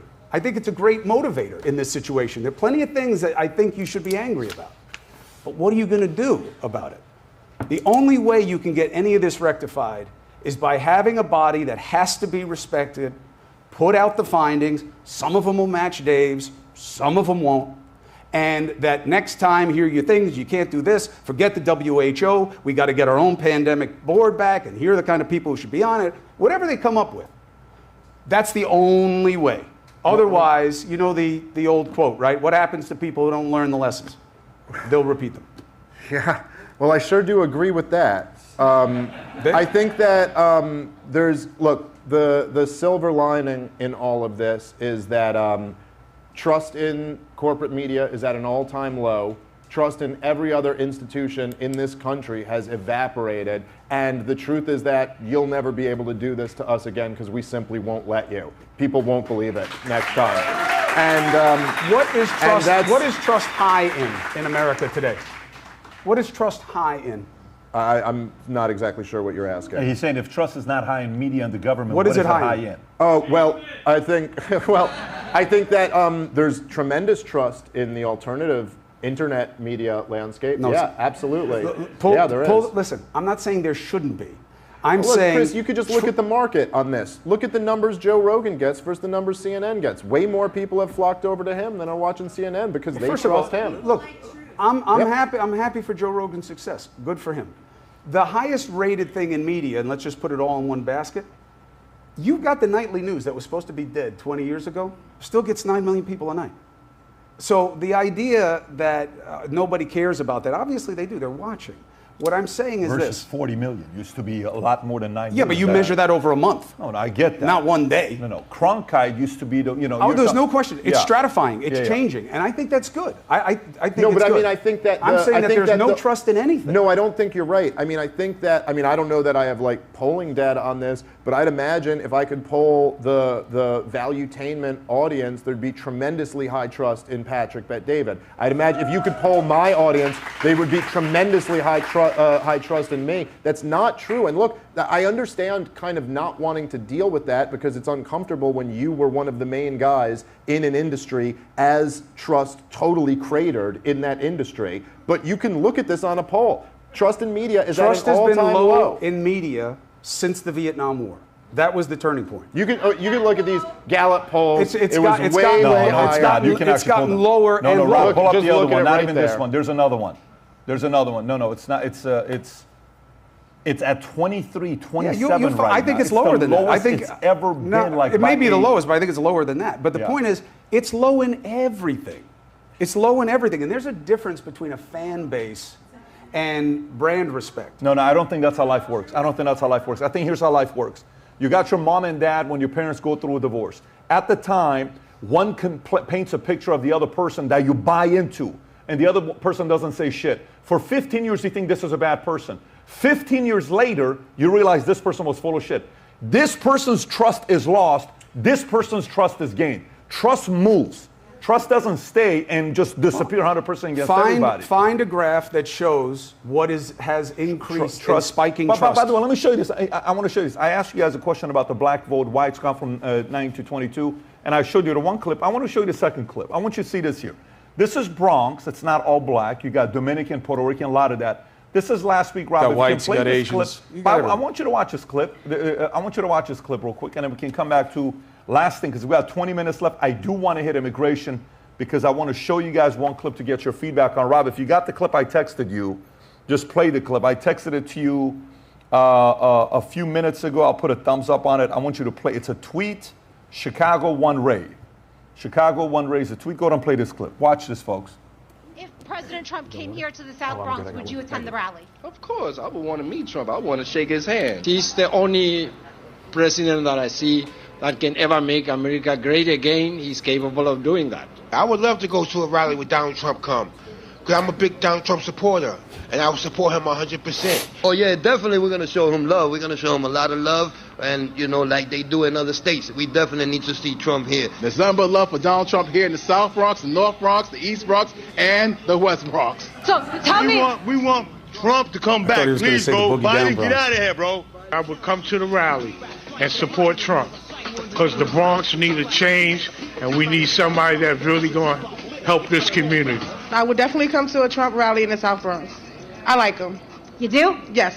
Yes, I will come to a rally if President Trump was to come to the Bronx, and I also would bring other people to come too and support him. Would Joe Biden get a warm reception if he came to the Bronx? No, he wouldn't have. And I'll make sure of that. Reporting for Newsnet from the South Bronx, New York. And by the way, obviously, we all know, according to Biden, none of these people were black. You know that, right? I just want to make sure you know this. That's a good point. It's a delusion. Just a bunch of white people. No, it's a bunch of white people in Bronx. Yep. Of course it is. Anyways, okay, we can transition into this next story with the immigration. Here's some numbers that we've seen. You've seen it. I've seen it. We've all seen it. 2016, these are the amount of migrant encounters at the southwestern border over the years from 2016 to 2024. I'm not giving you any numbers. You don't know. Both of you guys know this number. 2016, 415,000. 2017, 526. 2018, 683,000. 2019, 1.1 million. 2020 comes down to 646. That was Biden gets elected. 1.956 million. 2021, almost 2 million. Next year, 2022, 2.766 million. 2023, 3.201 million. 2024, year to date, in the first 5 months, 2 million. 1.981 million people. This could be the first 4 million, and it's a record we broke last year. Nobody ever thought this was going to be taking place. Just to be clear here, these are the numbers of border encounters. This is not the total number of people who have fled into the country. These are encounters that they have. So I want to start off. The real numbers are worse. I want to start off with you. What do you think is the motive for leaving the border open to allow all of these folks to come in here? He has the ability to stop it. He knows it. People who are involved in politics, they also know it. He keeps saying he can't. Why do you think they're allowing the border to be wide open? It's what his left flank wants. It's what? That's easy. It's what his left flank wants. It's what his left flank wants. Yeah, absolutely. It's what the progressive base of the party wants. Why do they want it? It's a mix of wanting to negate what Trump's policy was, right? Very common. One comes in to undo what the other one did. The number one reason, there are two reasons that the border flow has been so big under Biden. One is there was an implicit message to the hottest regions that come here seasonally that it would be easier under Biden than it was under Trump, that he would be more welcoming. One. Two is when the Biden administration came in, they undid the executive orders that Trump had in place that motivated home country agreements, which was where, and you can like this or not, but it works. The United States would pay a home country to process there. We'll pay, we'll set up the infrastructure, we'll build whatever you want, but don't have it happen here. Biden got rid of all of those. Now, that number does not reflect something that has happened in the last few months, which is we have seen a dip. Why? Lots of reasons. But one of them is he put those agreements back in place. He made, not all of them, not enough. Remain in Mexico is the one that you hear most often. That's a little bit of a token. Only 75,000 people went there. And I know that's real. It's 75,000 less than you would have had otherwise. But that wasn't what really did it. It was the whole network of them. Those are the two reasons they're bigger now. What I don't agree with is that the reason they're doing this is so that they have all these new voters that will feel grateful to them. No, Did you hear what Chuck Schumer said today? Let me play this clip, Rob. Play the clip of Chuck Schumer. At least he ain't lying in this clip. Play this clip. Because he says what you like. No, it's That's not. why No, but watch what he says. Watch what he says, because you're saying he doesn't, and obviously the motives, Chuck wouldn't lie, obviously. Rob, if you got it? Okay, go for it. Let's watch this. Now more than ever, we're short of workers. We have a population that is not reproducing it on its own with the same level that it used to. The only way we're going to have a great future in America is if we welcome and embrace immigrants, the dreamers, and all of them, because our ultimate goal is to help the dreamers, but get a path to citizenship for all 11 million or however many undocumented there are here. I just love that. My favorite part of that is that he's using the old talking points. Like, no one's told him that we've updated this, we don't say this anymore. And even down to he used the old number. Like 11 million is what they used to say like 15 years ago. I know, but I'm just saying 11 million was always the estimate. But that was the estimate during like Obama's first term. They used to say 11 million. And then you add all these numbers and you're just like, hey guys, how is the number still the same? No, they don't know the number. Well, listen, here's the thing, right, Pat? And this was, and I remember this well, because I used to watch a lot of cable news during Obama's years. And during the Obama second term, I remember specifically, all over the place at CNN and MSNBC, they would just talk about this openly. And what they called it was the browning of America. Joy Reid and Rachel Maddow and Joe Biden and all types of big figures in the media and political class would brag about this. And they would say out loud that our plan here is that listen, look at the demographics. This was their term, demographics is destiny. And the Latino vote overwhelmingly supports Democrats, and they're the fastest growing demographic in this country. And so you do the math, what does that mean? It means Democratic majorities in perpetuity. And they were very open about this, that, hey, they used to say it about Mitt Romney when he was running. They were like, this is the last dying gasp of, the white majority in America, and soon you're going to be a minority, and you can just deal with whatever we want to do at that point. And then when Donald Trump came around and did something that nobody else in 2016 was going to do, which is he made immigration the center of his campaign. That was he rode down that escalator and gave that first speech that this is what we're going to do. We're going to build a wall and deport all illegal immigrants. And that was what his coalition was built around. And it took off and was wildly successful. And to be fair, much more than I thought it was going to be at the time. At the time, I didn't think that was going to be a rallying point the way it was. You live First and you learn. time we've ever had an issue tie for #1 with the American people. The economy and is immigration back in right #1 now. now, but immigration was right yeah, there. Yeah, and in some polls it was most polls economy #1, but immigration's always #2, and then a few had it at #1. But so Donald Trump came down and talked about this, that really, and then, and only then, was it that the people on MSNBC and CNN decided it was racist to bring up the browning of America. And then a few people started calling it the Great Replacement, and some of those people were like some pretty hardcore right-wing, guys. But then they were like, anybody who says this is a neo-Nazi, basically. And they start, but I'm like, I remember hearing Joy Reid say this just a few years before she decided you were a literally, I hear Joy Reid going, only neo-Nazis say this, and I'm like, bitch, I remember you saying this like a few years ago. But so, look, here's the thing, right? So then when Donald Trump comes down the escalator and he makes immigration the center point of his campaign, this is what, the entire establishment, the Democratic and Republican establishment, and most of the media class villainized him for. Look, he's a racist. He called all Mexicans rapists, even though that's not really what he said, but whatever. He called all Mexicans rapists, and he's this horrible racist guy, and they attacked him ruthlessly for this. Then he won the presidency. They attacked him ruthlessly for the kids in cages. Even when Politico was using pictures of cages Obama built, they still attacked Donald Trump for him, right? And now the very interesting dynamic is that partly because, as you said, 2020 was this crazy kind of exception year. So in that year, immigration actually was way down because no one was allowed to leave their house. So how the hell are you going to immigrate anywhere? And so it wasn't a major issue of the 2020 campaign.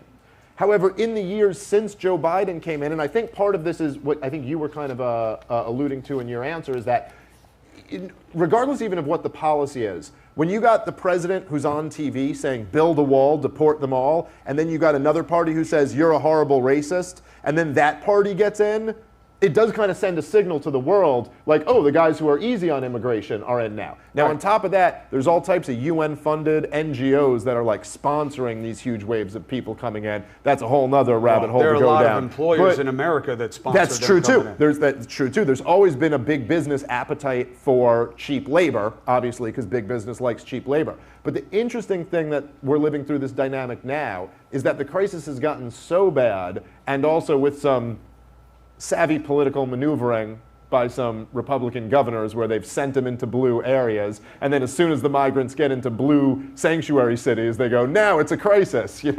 But now everybody essentially has recognized that this is an unsustainable crisis, and it's Donald Trump is in a position where he kind of wins the day on this issue because everybody in power demonized him for taking what now seems to be a fairly common sense position. Well, he definitely wins the issue. Because Biden spent 3 years allowing him to own it as president of the United States when he could have done something.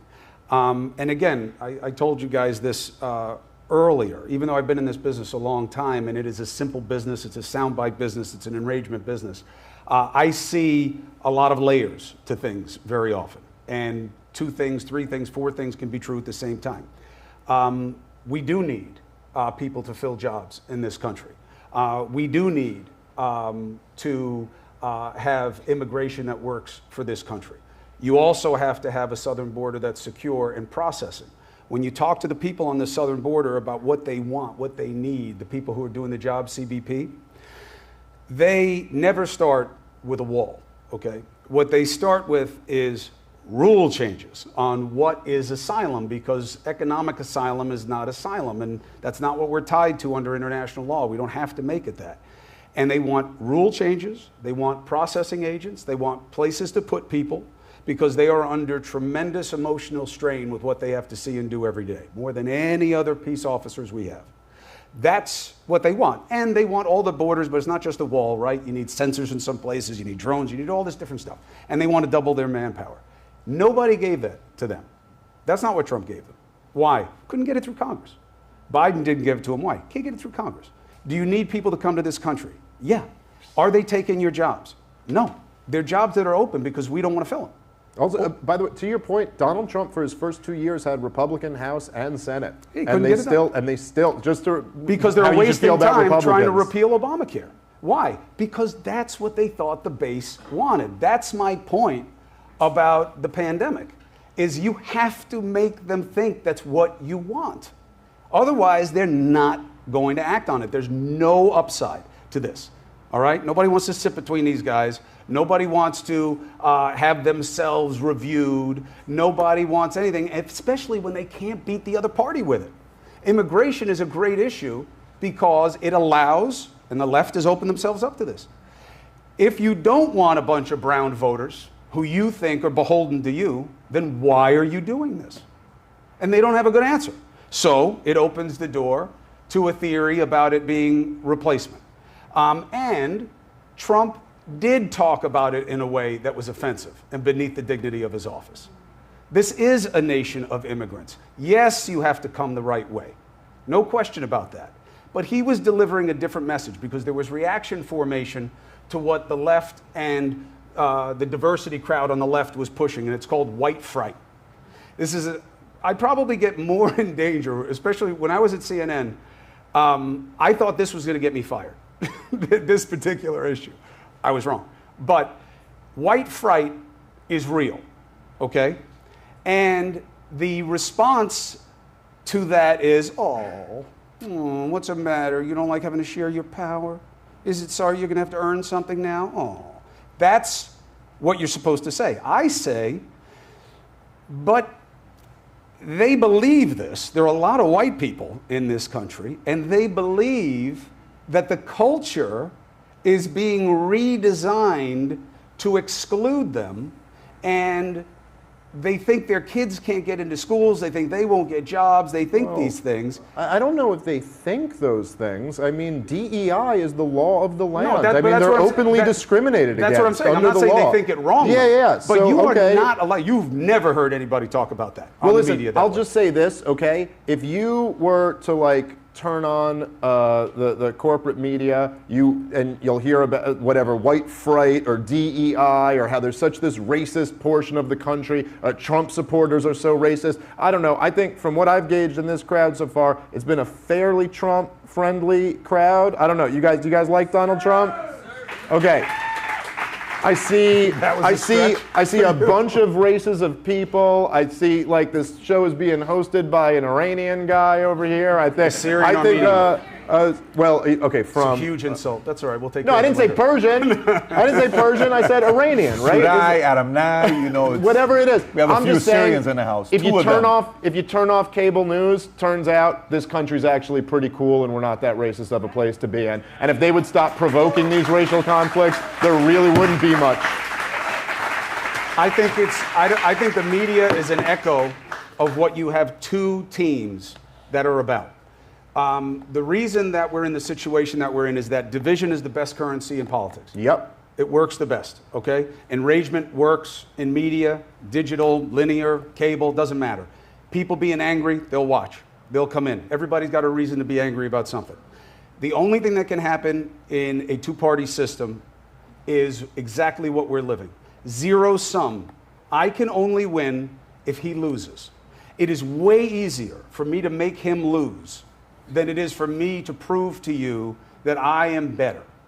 It's way easier to find something with him that's wrong. That's what they're doing. And it's been, you used earlier that this has been accelerating or evolving, this dynamic. I agree with you, but in reverse. I think it's a devolving. I think that this is a breaking down of civility, of decency, of compromise, cooperation. You say, I want to get into Congress, I want to get things done, I'm going to work with the other side. You are a dead man in a primary, especially on the right.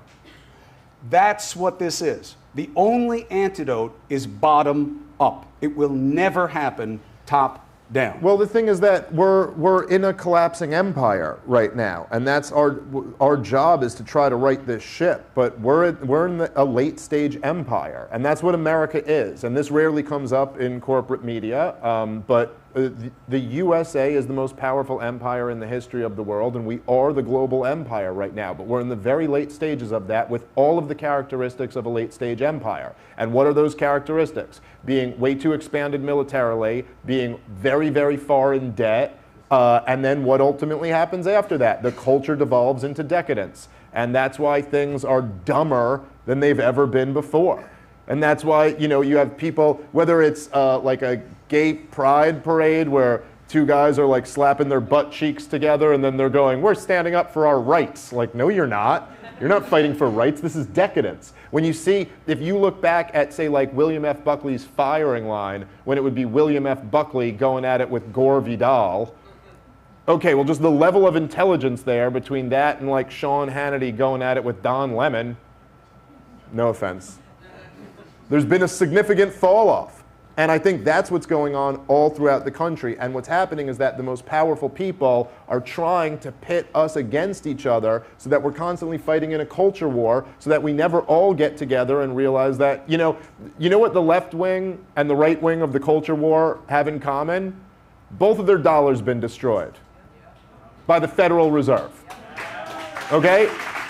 But that never gets covered on CNN. You know what I mean? Like that I never see like a big segment about that. Hey, how come all those years having the #1 CNN show, not one segment about the secrecy of the Federal Reserve, the secrecy of the CIA? Instead, all we get from the corporate media is, I don't know, the unvaccinated, the Trump supporter, the Biden supporter, pitting Americans against each other and all the while blaming the American people for these problems. When that's just not true. Most of the American people are good people. They want to take care of their family, go to work, be a member of their community, try to give their kids a little bit more than they had. That's what, and if we had a better media in this country, they would be laser focused on the halls of power and how corrupt they are. Because man, is there a lot of corruption going on at the top here. Yeah, it's not fair to put it all in the media though. No, I'm not putting it all. The media. How about a lot? I'm putting a lot of it on the media. The media is an echo of society. What you see in the media. Okay, then tell me this. What do you watch? What do you watch? What do you watch? People watch what they like.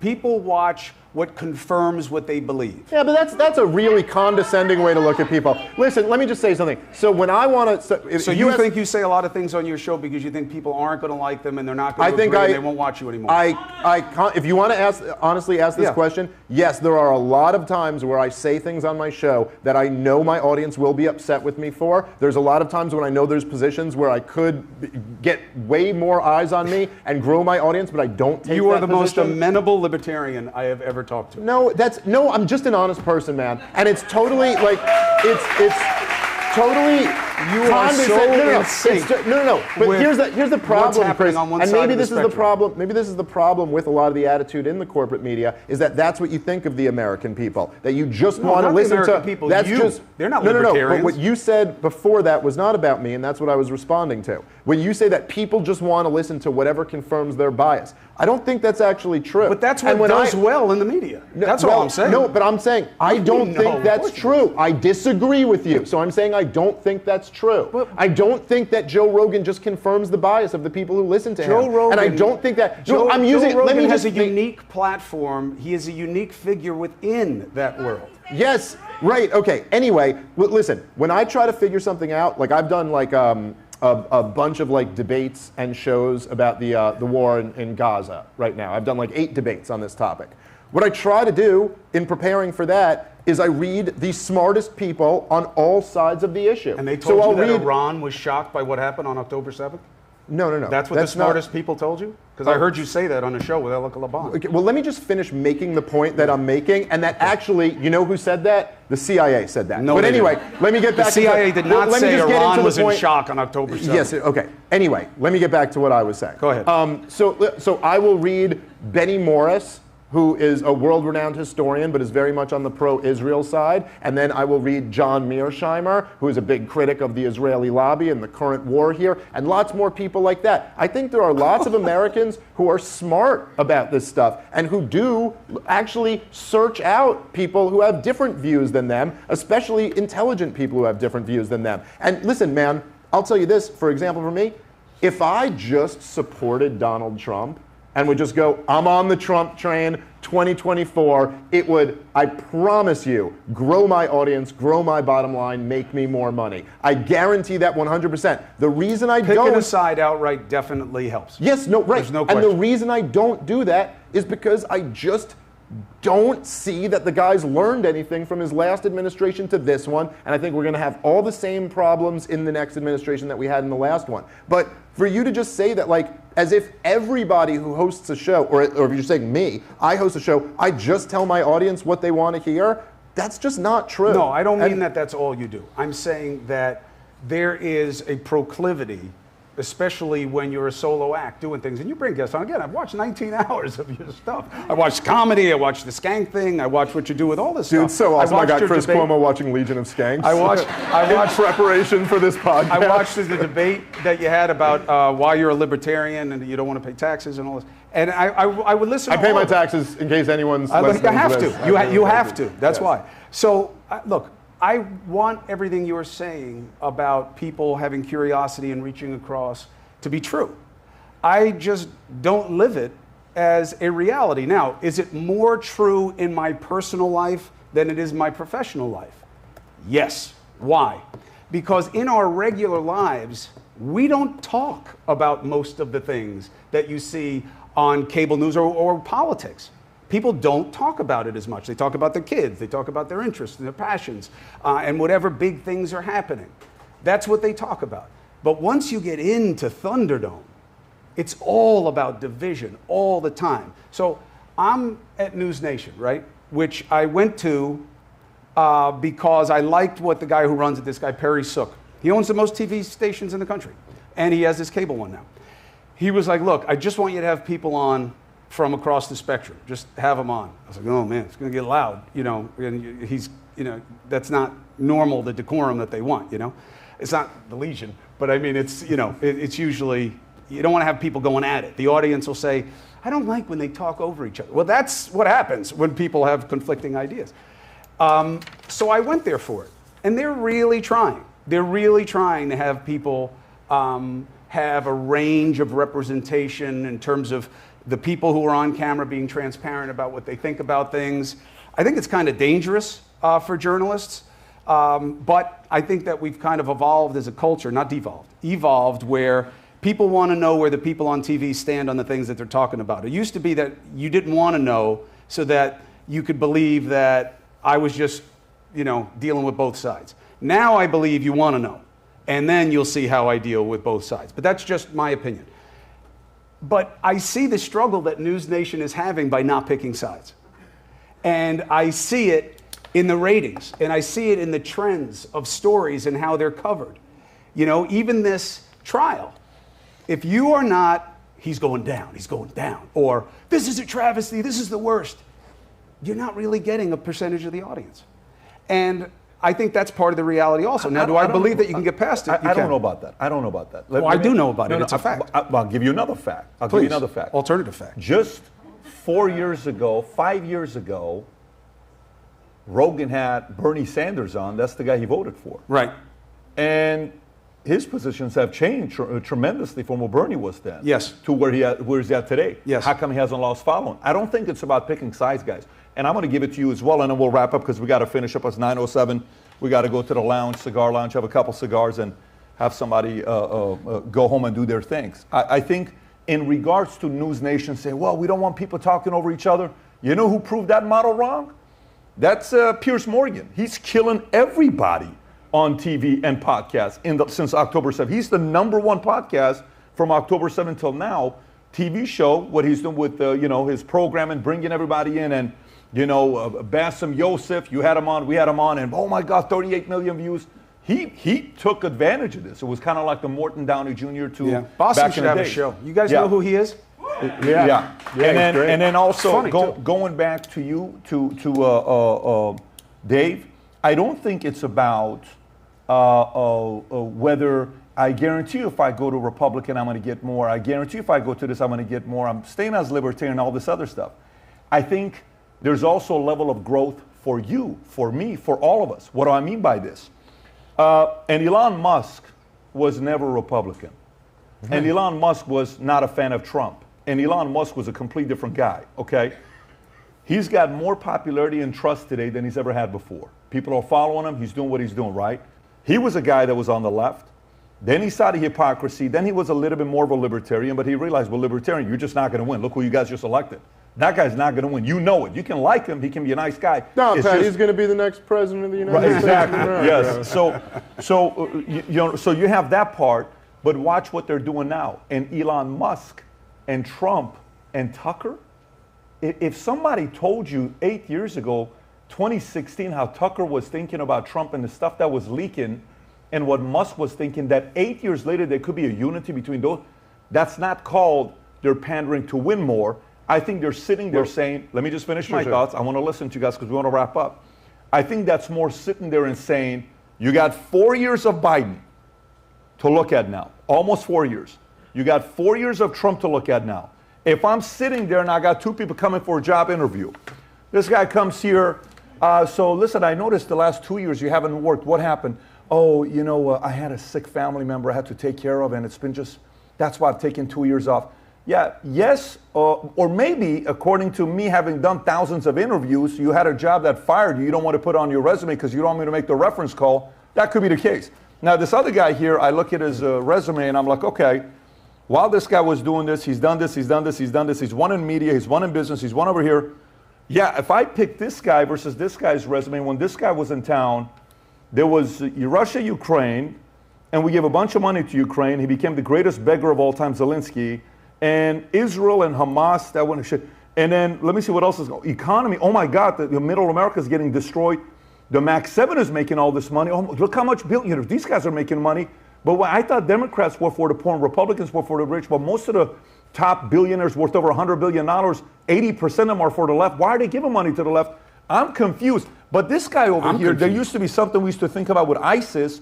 ISIS disappeared. There was no war. Nothing happened with Ukraine and Russia. Nothing happened with Israel and Hamas.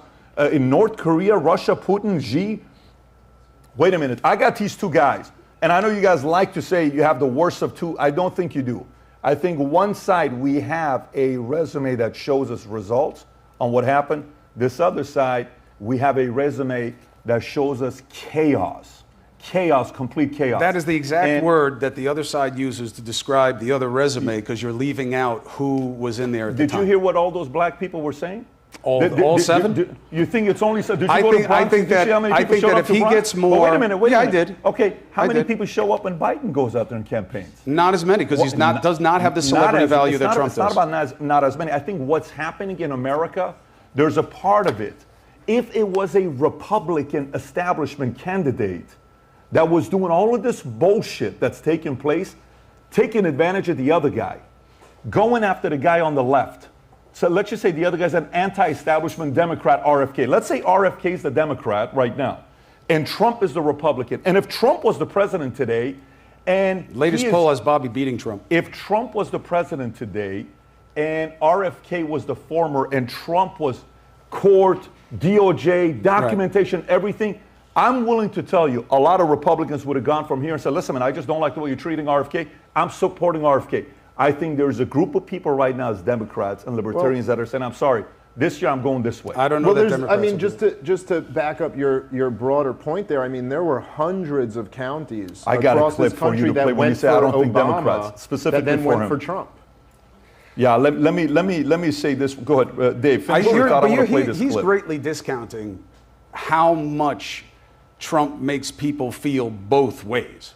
You have more voters than we've ever seen before say, there's nothing that could make me vote for this guy, and there's nothing that could make me not vote for this guy. We've never seen anything like that. I think he's definitely the most polarizing figure in modern American history. I think he's probably less polarizing this election than he was in the 2020 election. And I think that's just because Joe Biden's done such a bad job.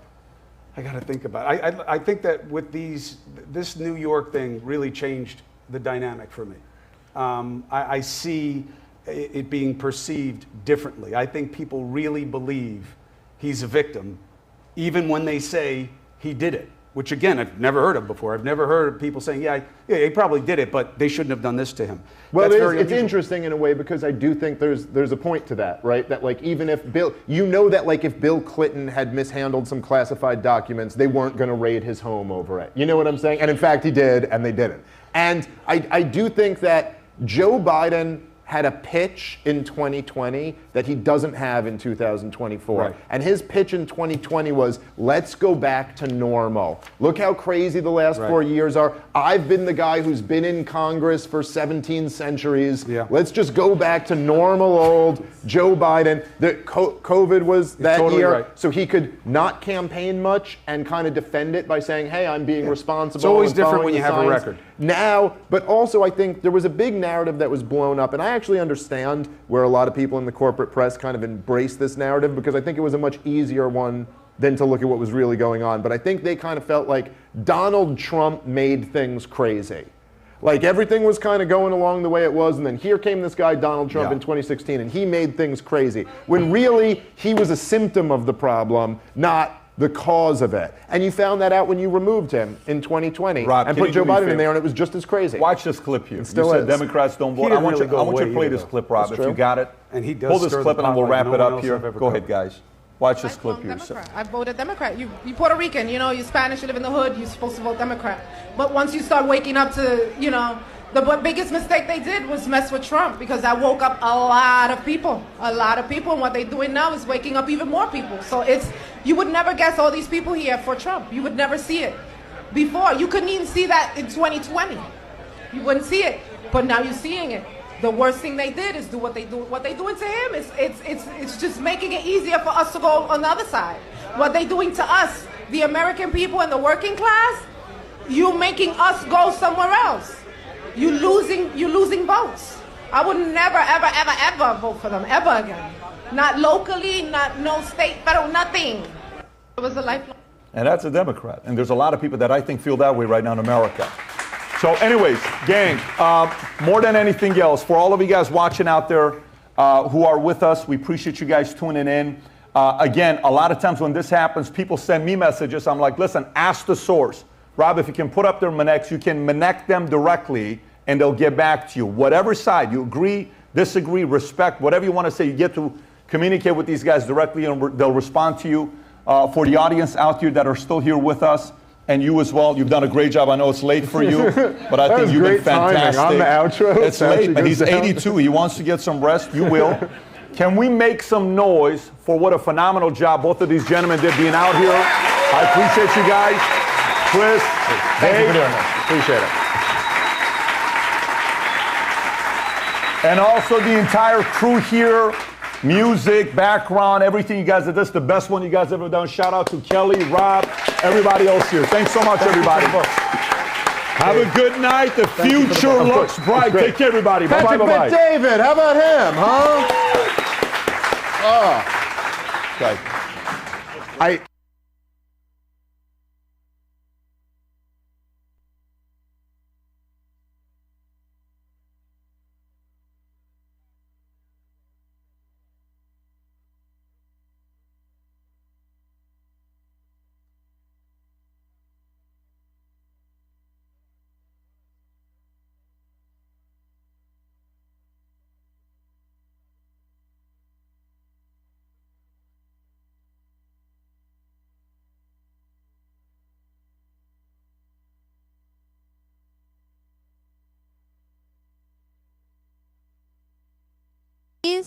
If you could please start lining up